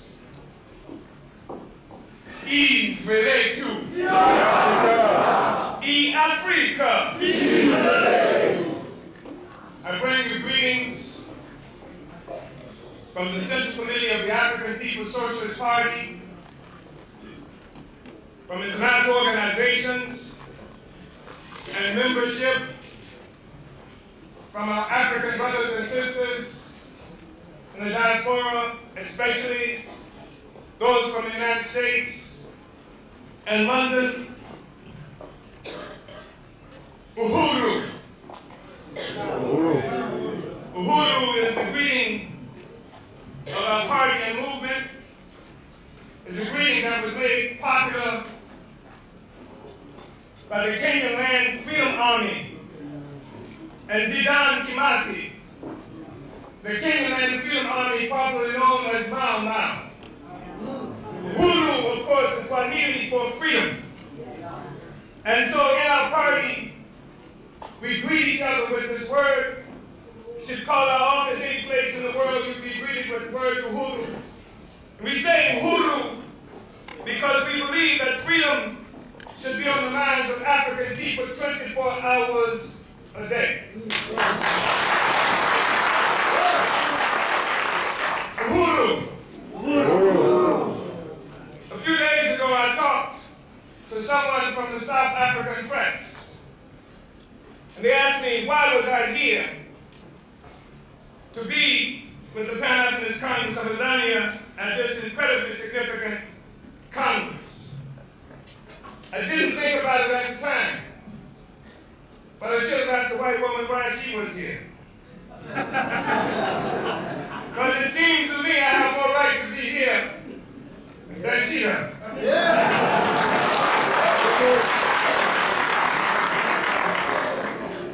But I'll tell you why I'm here. I'm here in part because we are a party of principle. And because we've worked with the Pan-Africanist Congress of Tanzania for more than 35 years. And we've worked with this organization in an uncompromising fashion. Even when it was popular in certain places in the United States for organizations to claim they couldn't decide who they should support. We had to support the Pan-Africanist Congress of Tanzania because we witnessed the African National Congress give away our occupied Tanzania.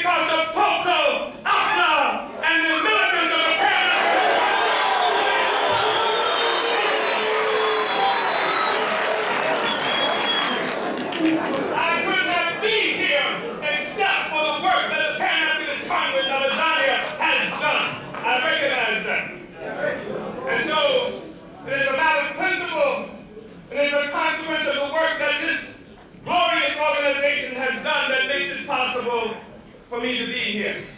I thank you very much for allowing me to come home to be with my brothers and my sisters here in Africa.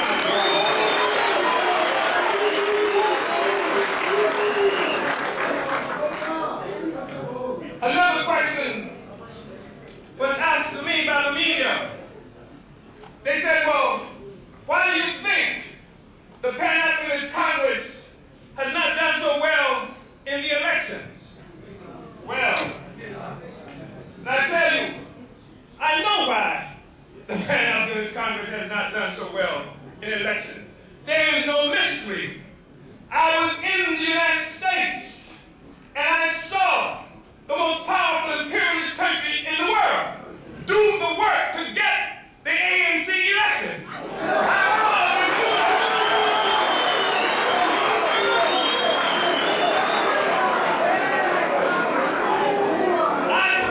I saw U.S. President William Jefferson Clinton send his own campaign organizers to work for the African National Congress.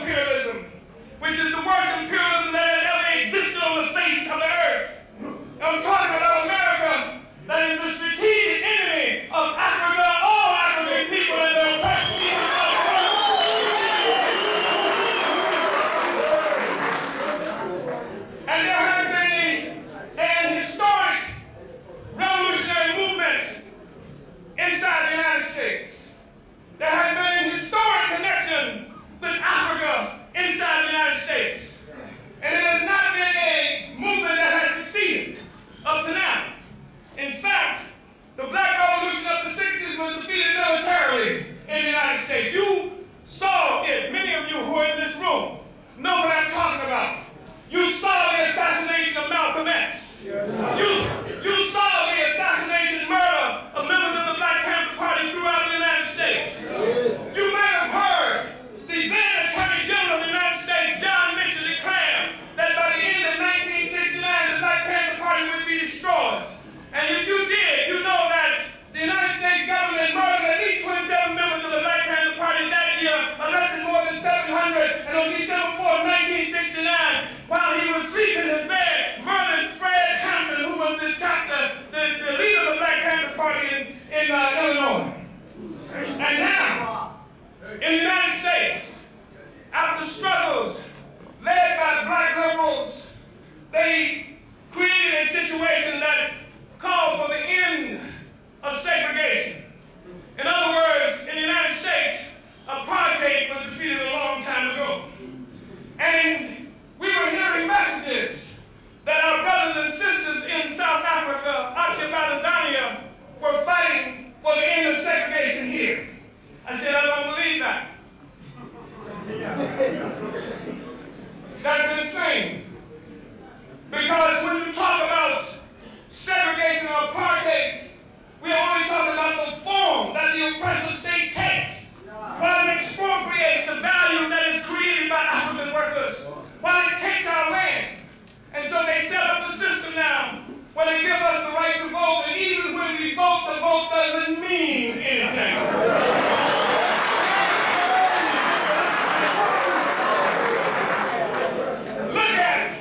Look at George Bush, the biggest terrorist in the world today.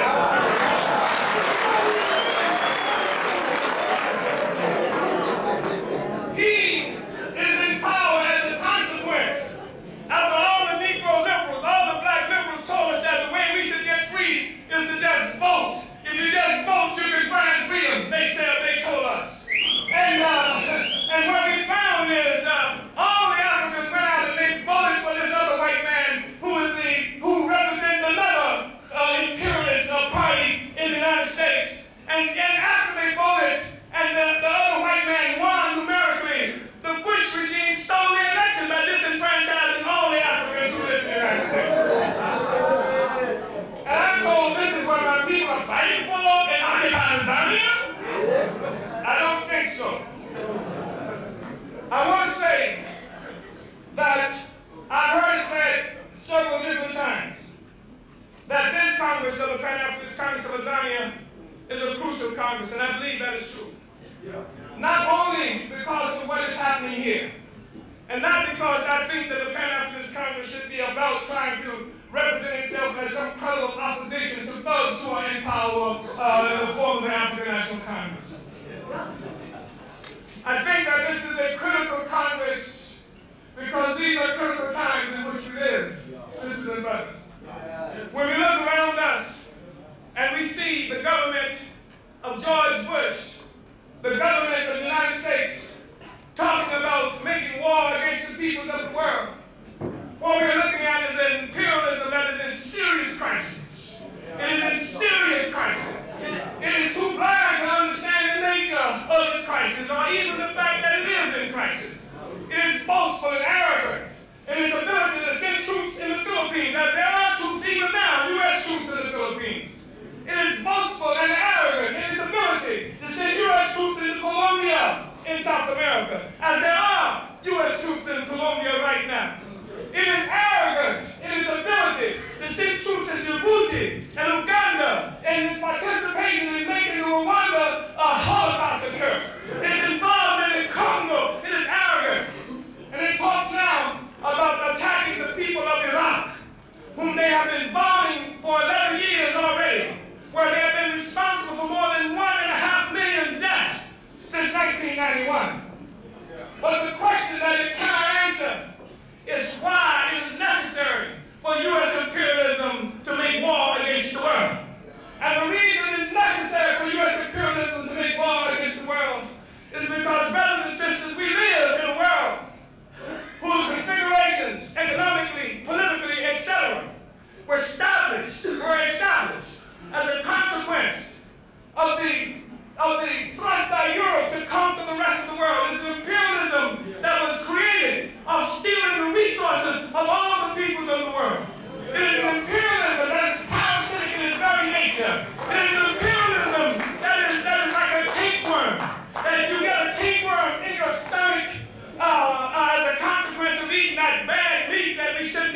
much of anyway. And no matter how hard you work, no matter what you eat, you can't get any bigger. But the tapeworm is attached to your intestines, and it doesn't have to do any work. And no matter the fact that it doesn't do any work off your work, your labor, what you eat, it continues to grow bigger and bigger and bigger and bigger. Such the letters. You cannot talk this tapeworm out of leaving your intestines. You can't sing freedom songs to get it to leave. You can't go to the ballot and vote to make it leave.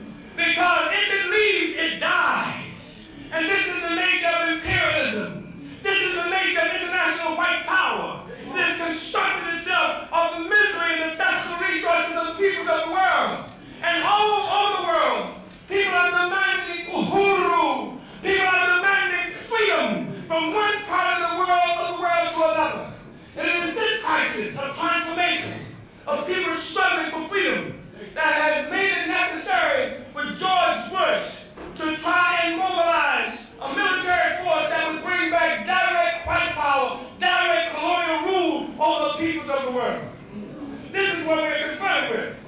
This Congress occurs within the context of an imperialism in crisis. And this is one of the reasons that it is so important.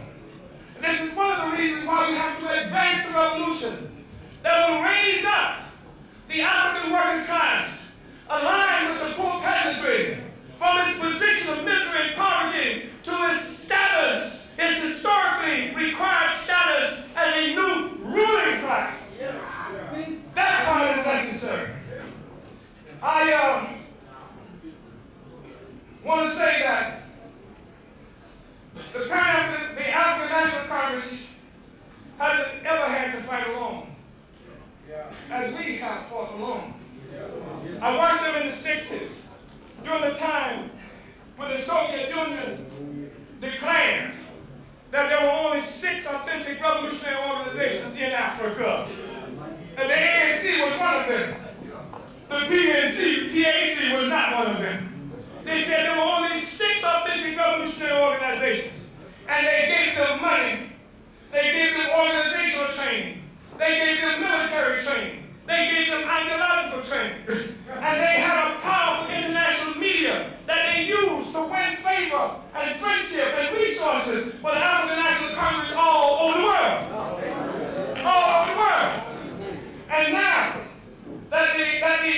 yes, they did.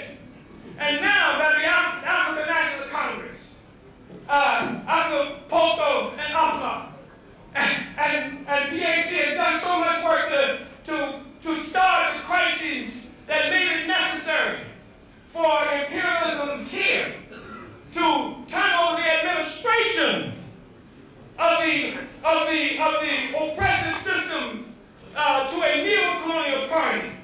And that's what has happened. The ANC has been given the responsibility of administering an oppressive system, and a system that speaks to the needs and aspirations of imperialist power all over the world. That is what it does. It is its administrator. The question before us is, when will we, those of us who are African internationalists, those of us who recognize that there is one Africa, one African people that must be united in order for Africa to be free, when will we stop fighting alone as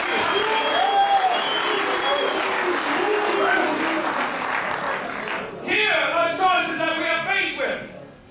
We are faced with the question of whether here in Tanzania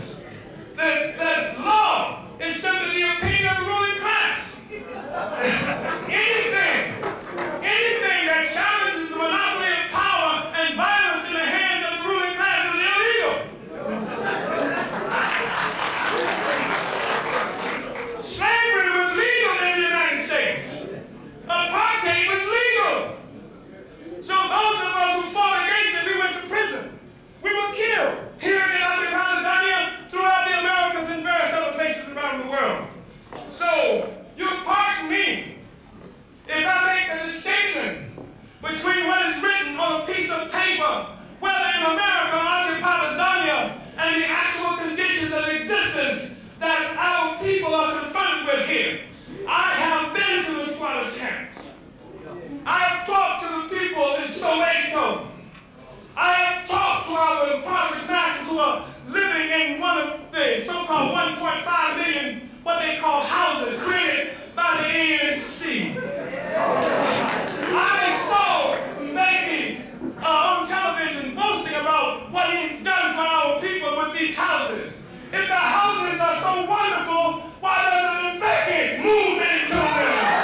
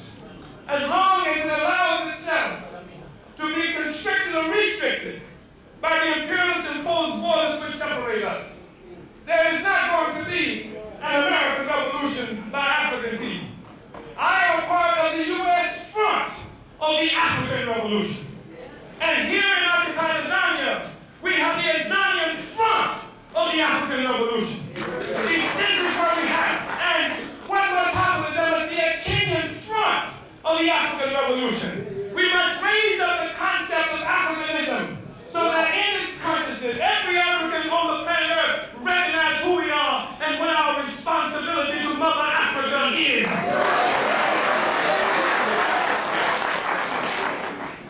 Africa gave the world civilization.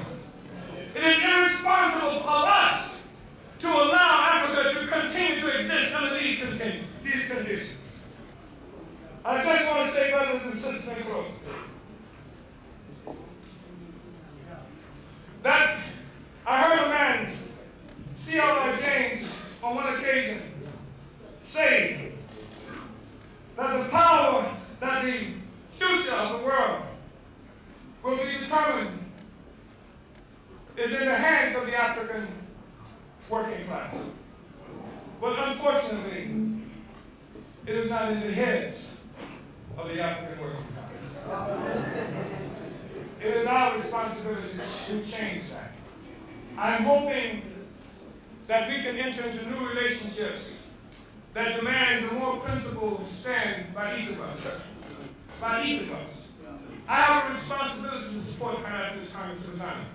We have never quibbled about that question. Doesn't matter that the ANC is in power. You don't switch horses now that the ANC is in power. Doesn't matter. If we stand for principle, we are here because we see the future requires a unified Africa and the recapture of our land. We recognize that. We are hoping for more than 20 years now. In the African People's Socialist Party, and I've talked to Comrade Mokela and Uncle Zeph about this, that for more than 20 years now, we've worked to build what we call the African Socialist International, where African socialists all around the world who recognize that the future of African people is here, with a liberated, unified Africa, that we should work together to build a single revolutionary organization that can fight for the liberation of Africa everywhere on earth. When we talk about the African Socialist International, I want to be clear. We're not talking about that kind of old, dead, tired Pan-Africanism that would allow folk who one day are Pan-Africanists when they're not in power, but once they go into power, they're only concerned about the new territory that they have now been allowed to administer. I know I'm not supposed to say this because it breaks some kinds of political proper norms. But my organization built the first ZANU Solidarity Committee in North America. The African People's Socialist Party did that. We trained them, ZANU cadre, how to go out among the Africans in the United States and win solidarity and support for our struggle in Zimbabwe. We did this not as some kind of sympathy, because the birthright of my children is Zimbabwe and Azania, just as the birthright of your children.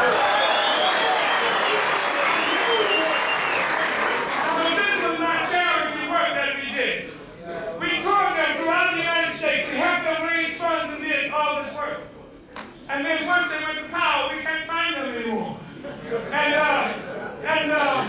I say that I am happy that Comrade Mugabe has made the move around the land question. I'm very excited about that.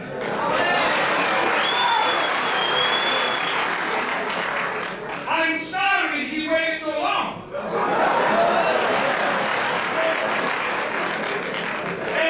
And I am trying not to be cynical in believing that he may have only done it now to save his own political hide, because the masses of people in Zimbabwe were taking the land anyway. So I don't be cynical about that. But I do have a question, because I read a newspaper article since I've been here. Brother President, I hope you forgive me. I know it's a big thing. I read a newspaper article since I've been here that said Comrade Mugabe was going to appear at the ANC convention. The ANC Congress. I hope that is not true. I think he should be here.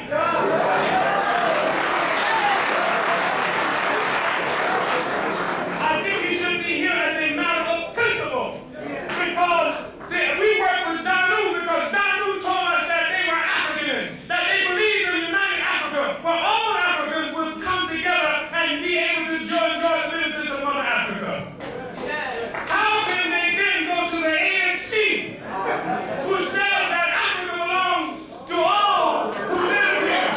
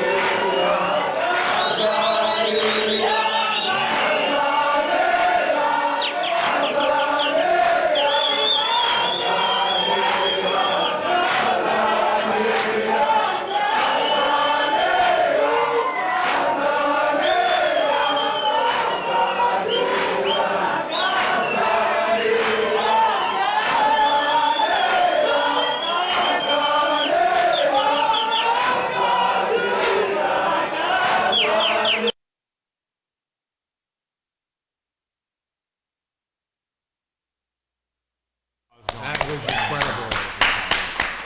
Long live and a liberated Azania. Yes, Azania. Wow. I have seen that speech many times before, and I plan to watch it many times more because it never gets old.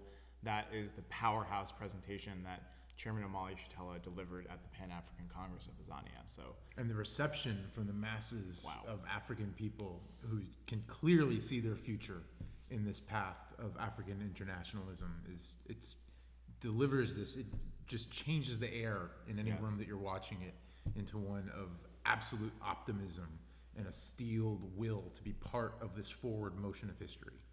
absolutely. And this is the vision. This is the forward motion of history that we are supporting when we contribute to blackpowerblueprint.org.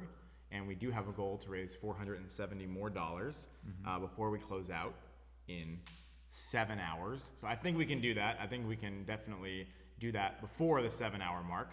We've raised almost $6,000. We are $470 short of $6,000. And from the Facebook fundraisers that many people in here have been doing, maybe you set up a Facebook fundraiser and you looked earlier today and you saw that only $20 had come into it and you thought, well, that didn't really make much of a difference. You're wrong. It actually made a big difference because collectively, along with all of the other people who also did Facebook fundraisers, we raised, I'm sorry. I believe it was 6,514. And if I'm right, I'm impressed by that. Wow. Is that right? I'm self-critical. Let me rephrase that. 6,513. So somebody needs to donate $1 on one of those fundraisers. But that's amazing. So that means that collectively as a movement, we've raised over $12,000. Wow. That is amazing, everyone. By the way, that doesn't even include other fundraisers that are happening, like Declan and Comrades in New York. Actually, it does include that, but that was happening tonight, and also in Boston, they raised $200, so that's on top of what we just announced. So this is a flood of support coming in for the Black Power Blueprint, which is tied to the struggle of African people everywhere, including on the continent, fighting for self-determination and black power. And apart from Chairman Omali Yeshitela, there are few leaders and proponents of African liberation so widely recognized and respected as a foremost leader of the African revolution of today than Secretary General of the African Socialist International, Luisi Kinshasa. Yes. Secretary General Luisi Kinshasa was born in Congo and actually has lived as in exile, from Congo after the assassination of Patrice Lumumba and the installation of the neo-colonial Mobutu regime, which was brutal and tortured the people of Congo. He was forced to leave and lives to this day in the UK. And as the leader of the African Socialist International, he works tirelessly to build the African People's Socialist Party all around the world, to build African People's Socialist parties all around the world in the form of this international conglomerate organization called the ASI. And this is the Garvey movement of today, and this is, as S.G. Luisi and Chairman Omali Yeshitela have said, the genuine basis for the emergence of a real socialist international. So this is really incredible and an honor to be under the leadership of this movement, and we have a presentation, and S.G. Luisi, in addition to being a widely respected leader, is also a widely respected speaker. He is an incredible speaker. He is brilliant, extremely knowledgeable about Africa, and provides a very sharp and comprehensive African internationalist analysis of what's going on in Africa and how it relates to the world's struggle for socialism and revolution. Let's take a look at Secretary General Luisi Kinshasa.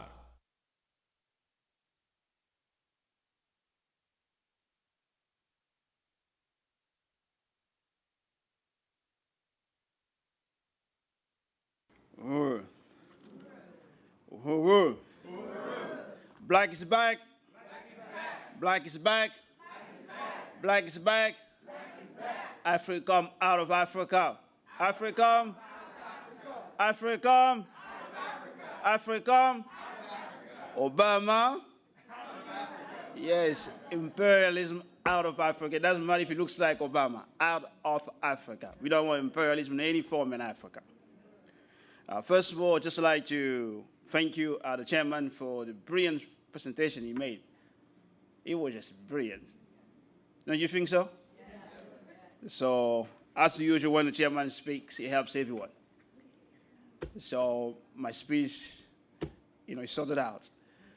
And I also like to thank you, Blacks Back, for organizing, these powerful events. This is a unique event for everyone who is watching us on the internet around the world. There is nothing like this, where the question of war against Africa is put on a world stage and is not dominated, is not sponsored by opportunities of white left or any kind of liberals that you may find in the United States or throughout Europe. So this is independent, self-determination event. So I just say thank you for that. And a lot of times when we see Africa, people just say, oh, what's about Africa, There is no rationale to explain what's going on. And most of the time, in the mind of the oppressors and in the mind of the oppressed also, there is some kind of understanding that there is no goods coming out of Africa. Anyone who does anything out of Africa is out of a generosity, to feel good about yourself, and also, make Africans, give some Africans some chance, to get on with life. But, we are involved in a mobilization for self-determination. And one aspect of the work for Blacks Back is to bring the truth to the people. Because every time we listen to the news, we're just listening to the liars. Because imperialism or Western society, capitalism, is based on telling lies. Everything they do, they have to tell lies because they cannot stand the truth. And I'm saying that for a simple reason that Africa is a phenomenal place. Yeah. Just think about it, where humanity started. Yeah. Tell me, what kind of place could that be, where humanity began, where you and I, have our origin? Just think about it. Think about, we talk about civilization. We talk about writing. You can't have a civilization without writing. And writing began in Africa. Don't listen to the lies that always try to make Egypt and Mesopotamia start at the same time. That's a lie. It took some 70,000 years before Christ, basically, to have the civilization of Egypt to emerge as we know it. Forget about the Greek civilization, because as you know, the Greek civilization or the Greek alphabet is not even the Greek alphabet. Alpha, the beta, the omega has nothing to do with Greek language.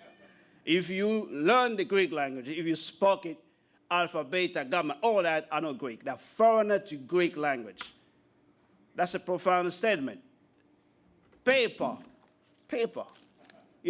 from papyrus, that's from Africa. So you remove papyrus, remove the alphabet from Africa, what do you have? You have to explain why the center of a Greek civilization was in Egypt, was in Alexandria, Hellenistic civilization. And I'm saying this because for Africans who are listening, because for their mind of the oppressed have to be free. That's really important to us. We have to understand that Europe just came to farming recently. So when you talk about the food, the cucumber, all these, vegetable, the Africans domesticate all that. So when you look at Africa, you're not looking just at any place. You're looking at a phenomenal place. That's the beginning of a civilization. Not just in terms of human beings, but what we call civilization. That's really important. Now, why we need to support Blacks Back? One thing is that the chairman just said that the United States and imperialism in general are in a state of permanent war. And when you see how this capitalism began, it began by stealing Africans. That's war. Because remember, for every African that left Africa, he left his wife in Africa, or the wife left her husband in Africa, or someone left his children in Africa, his nieces, his grandparents, uncles, all that. that was war, because you cannot separate a husband from his loving wife without war. You cannot do that. So you have war from the beginning. That's what war.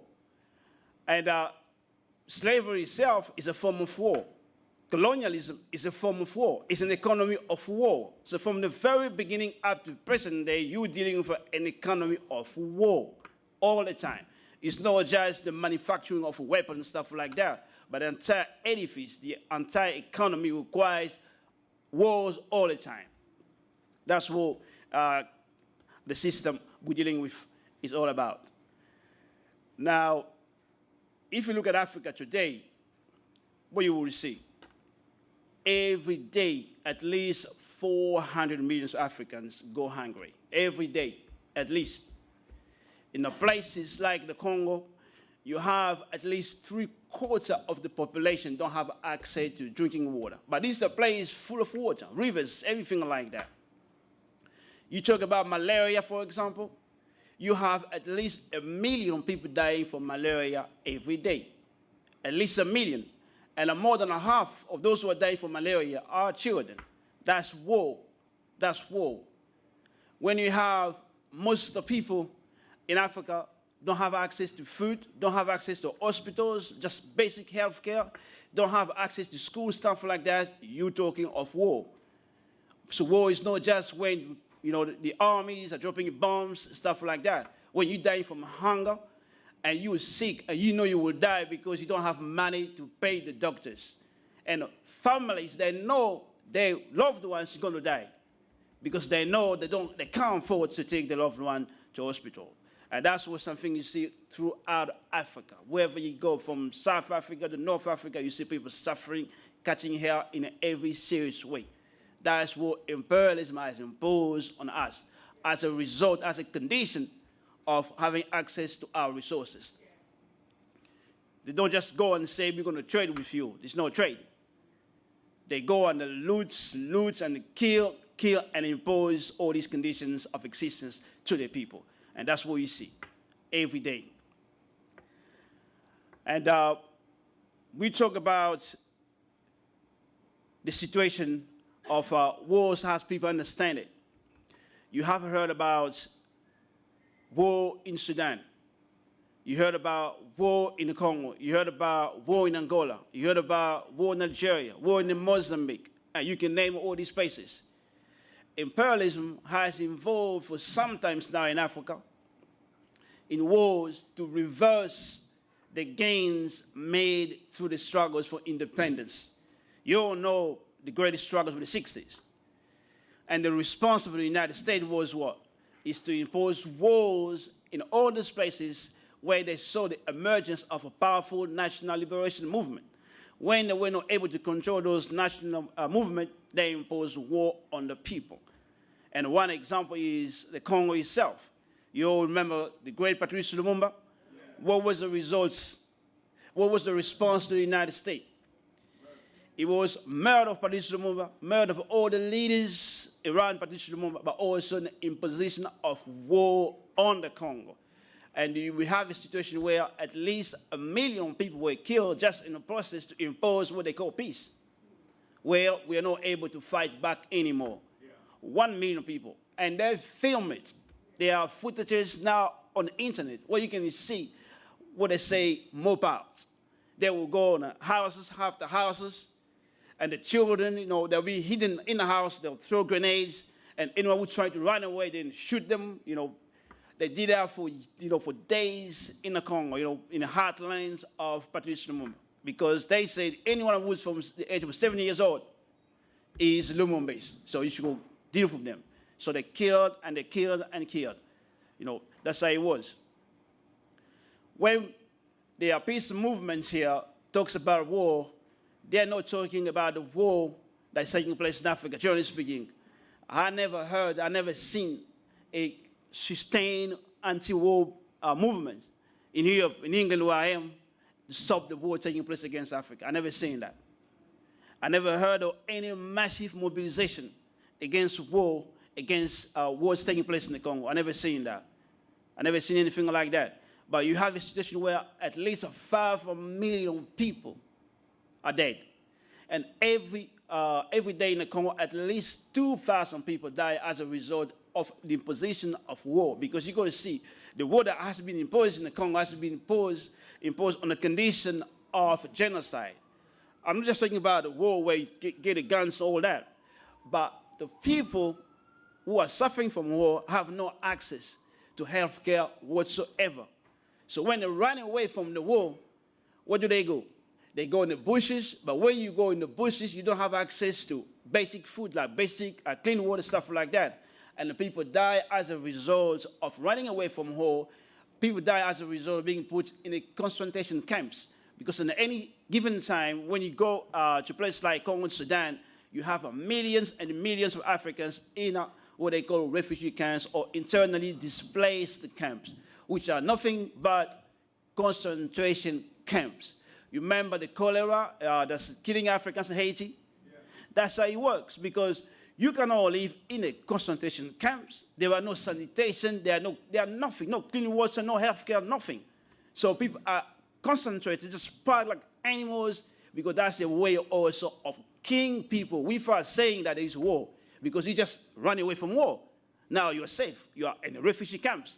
But refugee camps themselves are death camps. Death camps. And you will see many people dying just as a result of being in those death camps. And the war in Africa, it's not just war where they drop bombs, as I'm saying. It's also war to break the spirit. Let's break the spirit, to break the resistance, the will to resist. You should see how they do it in the Congo.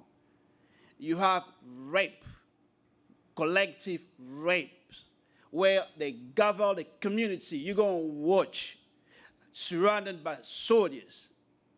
And they not only soldiers, they rape the women in front of everybody, and the husband and the children have to watch. You don't watch, they kill you in front of everybody.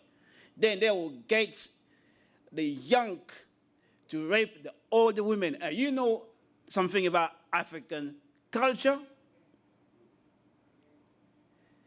A younger person cannot see a naked body of an adult because they believe you will be cursed. Now you get a young people to do that in the front of everybody. So you're destroying psychologically not just that person and that woman, also the entire community. This is not a one-off. This planned, organized. That's what they teach them in the School of Americas, those kind of places. That's strategy for warfare, how you destroy the community spirit to resist. So no one wants to talk to anybody. Everyone wants to be by themselves or run away.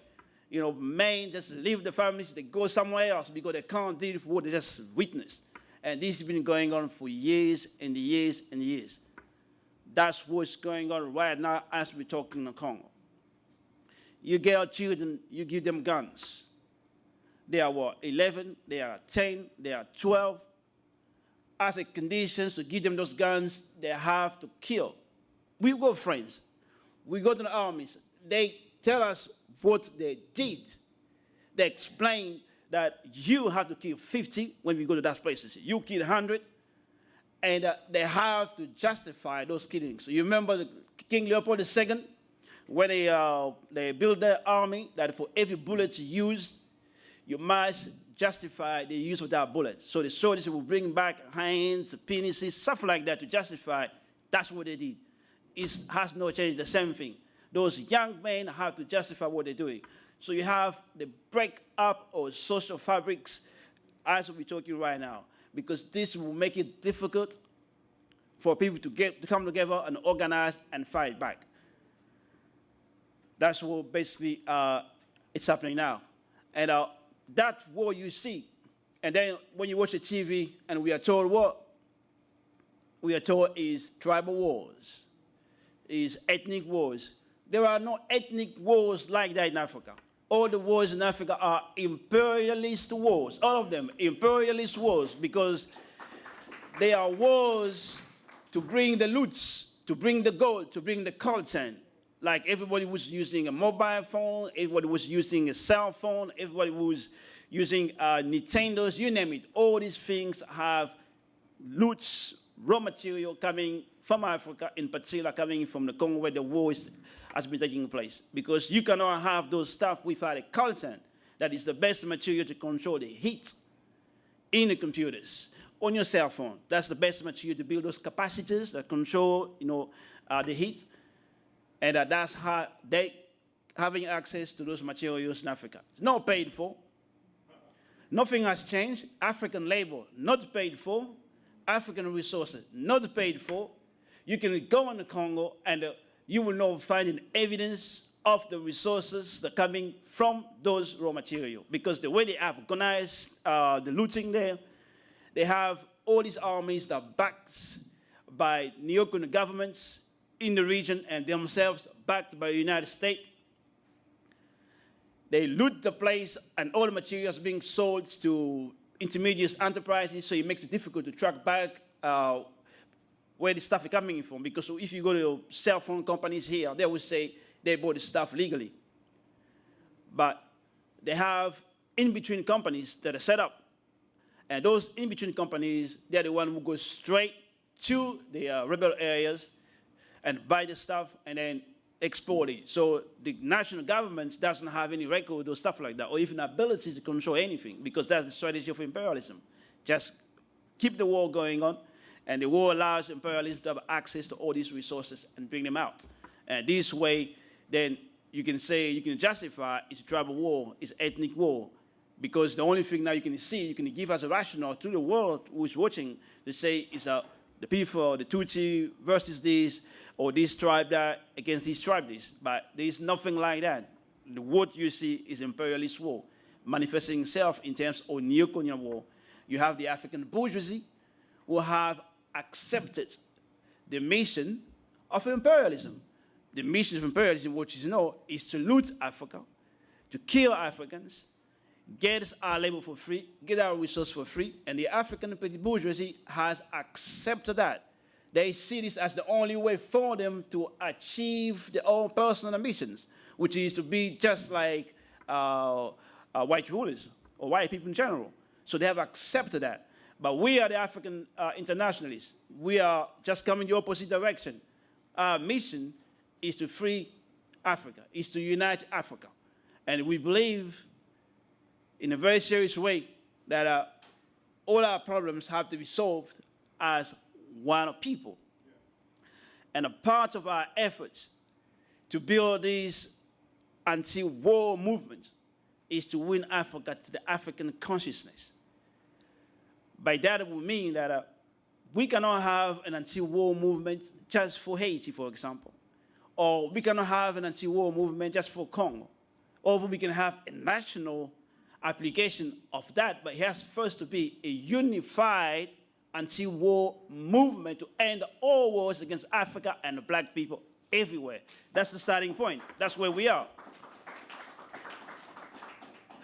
Because remember, our history is very clear. We are in this situation, we are in this mess, because when Europe began attacking Africa 30 or 40 years before Christopher Colombo got here, because the kidnapping of Africans was taking place already, Europe has already captured part of Africa, North Africa, and coming down south before the Christopher Columbus got to America, 30 or 40 years before. And our response from then was individualized response. You know, people in the West Coast Africa, this part, they will fight against the Danish, against the Flemish, against the English, against whoever was coming from Europe. It was always individualized response. And this is something we have suffered from in the last 500 years. So when we say we're going to overturn the verdict of imperialism, first we have to rectify our own weakness, which is individualized response to attacks coming up on us.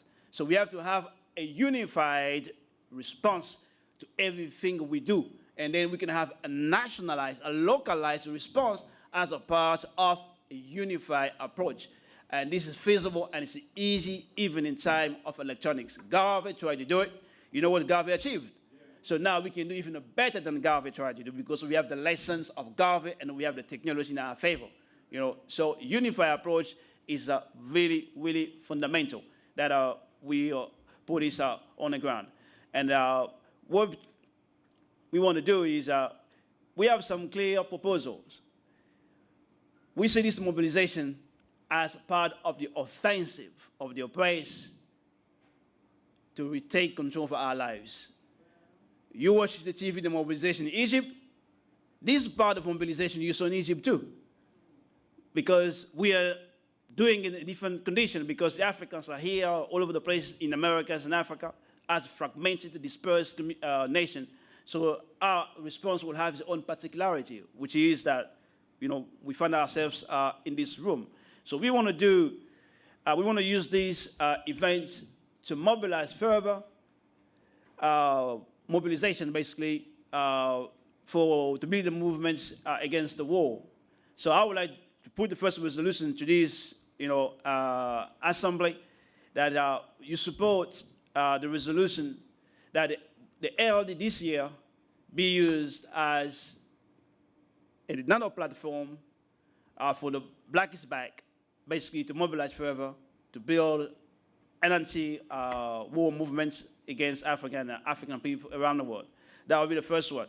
And the second one is in August, that on the 20th, that will be Saturday, that we do an international day of action against imperialist war on Africa and African people worldwide.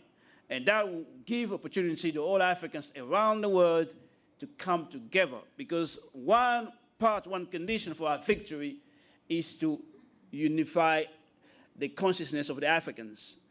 In the mind of African people, we have to see ourselves as 1 billion people strong, moving in the same direction, which is the liberation and the unification of our homeland, which is Africa. Because remember, Africa is your homeland, it's our homeland.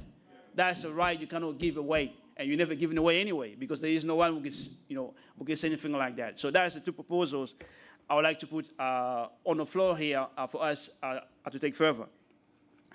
And another thing I would like to mention is the question of the UN and the struggle for reparation, and the question of ICC. You all know they are international criminal courts. We should be the one, you know, putting imperialism and the leaders to our own courts. But imperialism knows something about history.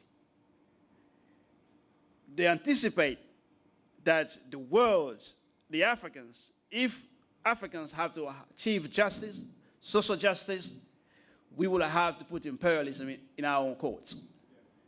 Because imperialism has to be killed by the African Revolution. We will be the one who put imperialism in the coffin. We are the one who invented the coffin, but now we can see why we invented the coffin, because we're going to put imperialism in that coffin. So we want to build our own institution, our own courts, because imperialism right now are on some kind of a counter-offensive to confuse the people, also to intimidate further the African bourgeoisie so they can comply even more. Because every Negro who is in power in Africa is scared that their bosses will put them in court. Because they know what they did, imperialism allowed them to do what they did, so they know all that. So we're saying we have to build our own tribunal where we will put imperialism on trial so they can stay in trial under the leadership of the African working class. Just quickly about the UN. The UN is institutions being used more and more by imperialism to advance their cause, not just with the bombing of Libya. As you can see, imperialism never fought a just war. Imperialism cannot fight a just war, because imperialism means genocide for Africans and all the colonized people around the world. There is no ground whatsoever for imperialism to claim any kind of just war, but the UN gave them a mandate because they control the UN and they give themselves a mandate. So, you know, here you are. You have UN force in the Congo, about some 20,000 troops. You have UN force in Ivory Coast, about 8,000 troops. You have a UN force in Sudan. You have UN forces in Haiti. So you can see the UN, whenever imperialism cannot act unitarily, just like United States cannot go there by himself. They always comes to a collective understanding that the UN can do the work for them. So we need to have our own international, which means that we need to win all the revolutionaries around the world, all honest, genuine revolutionaries, to build our own international, which is going to be made of an African Socialist International and all honest, serious revolutionaries from Latin America, from the Middle East, from anywhere else, to replace the UN as a really global world organization of the people. Because the UN is not an institution of the people. That's an imperialist institution. So I know my time's up. I just want to say once more, I'm really glad and honored to be here, to be part of history, and participate in this magnificent struggle to kill imperialism. Uhuru.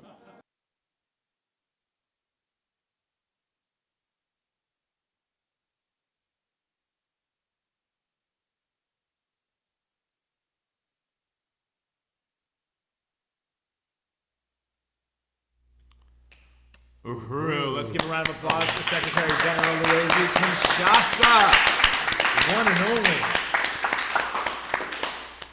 All right, so we just want to appreciate SG Luisi and Chairman Omali Shatella, salute their incredible leadership. You've been watching the Africa Hour. We watched two incredible presentations by two champions of Africa and African people. Mm-hmm. So I thought this was a great hour on this telethon. Jamie, what did you think? Absolutely. The two stellar comrades, leaders of the African Revolution, giving incredible presentations. You can't get this kind of information anywhere else. That's right. So we have come to the 17th hour of the 24-hour telethon. Yes. And I am proud to say Brooks Bowen put in $50, making our total for the day $5,580. Let's give him a round of applause.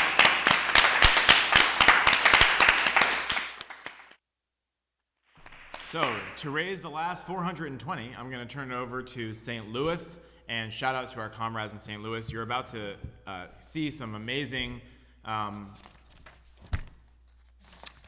workshops, panels, whatever you want to call it, on the program tonight. We have DJs for Reparations. We're going to hear the latest mix from the DJ for Reparations, DJ Reparations herself, Casey Mackey. Newest mix is going to be played on tonight's program. And then we're going to hear a presentation from Chairman Omali Shatella on Jesus as a revolutionary, the real Jesus, the revolutionary Jesus. So thank you all for tuning in to the 17th hour. We are going to continue broadcasting from Uhuru Solidarity Movement's Facebook and YouTube channels for the next 6 hours and 40 minutes. So continue to participate, and we will continue raising resources and support for the Black Power Blueprint and the African People's Education and Defense Fund on this historic Reparations Tuesday. Uhuru. Uhuru.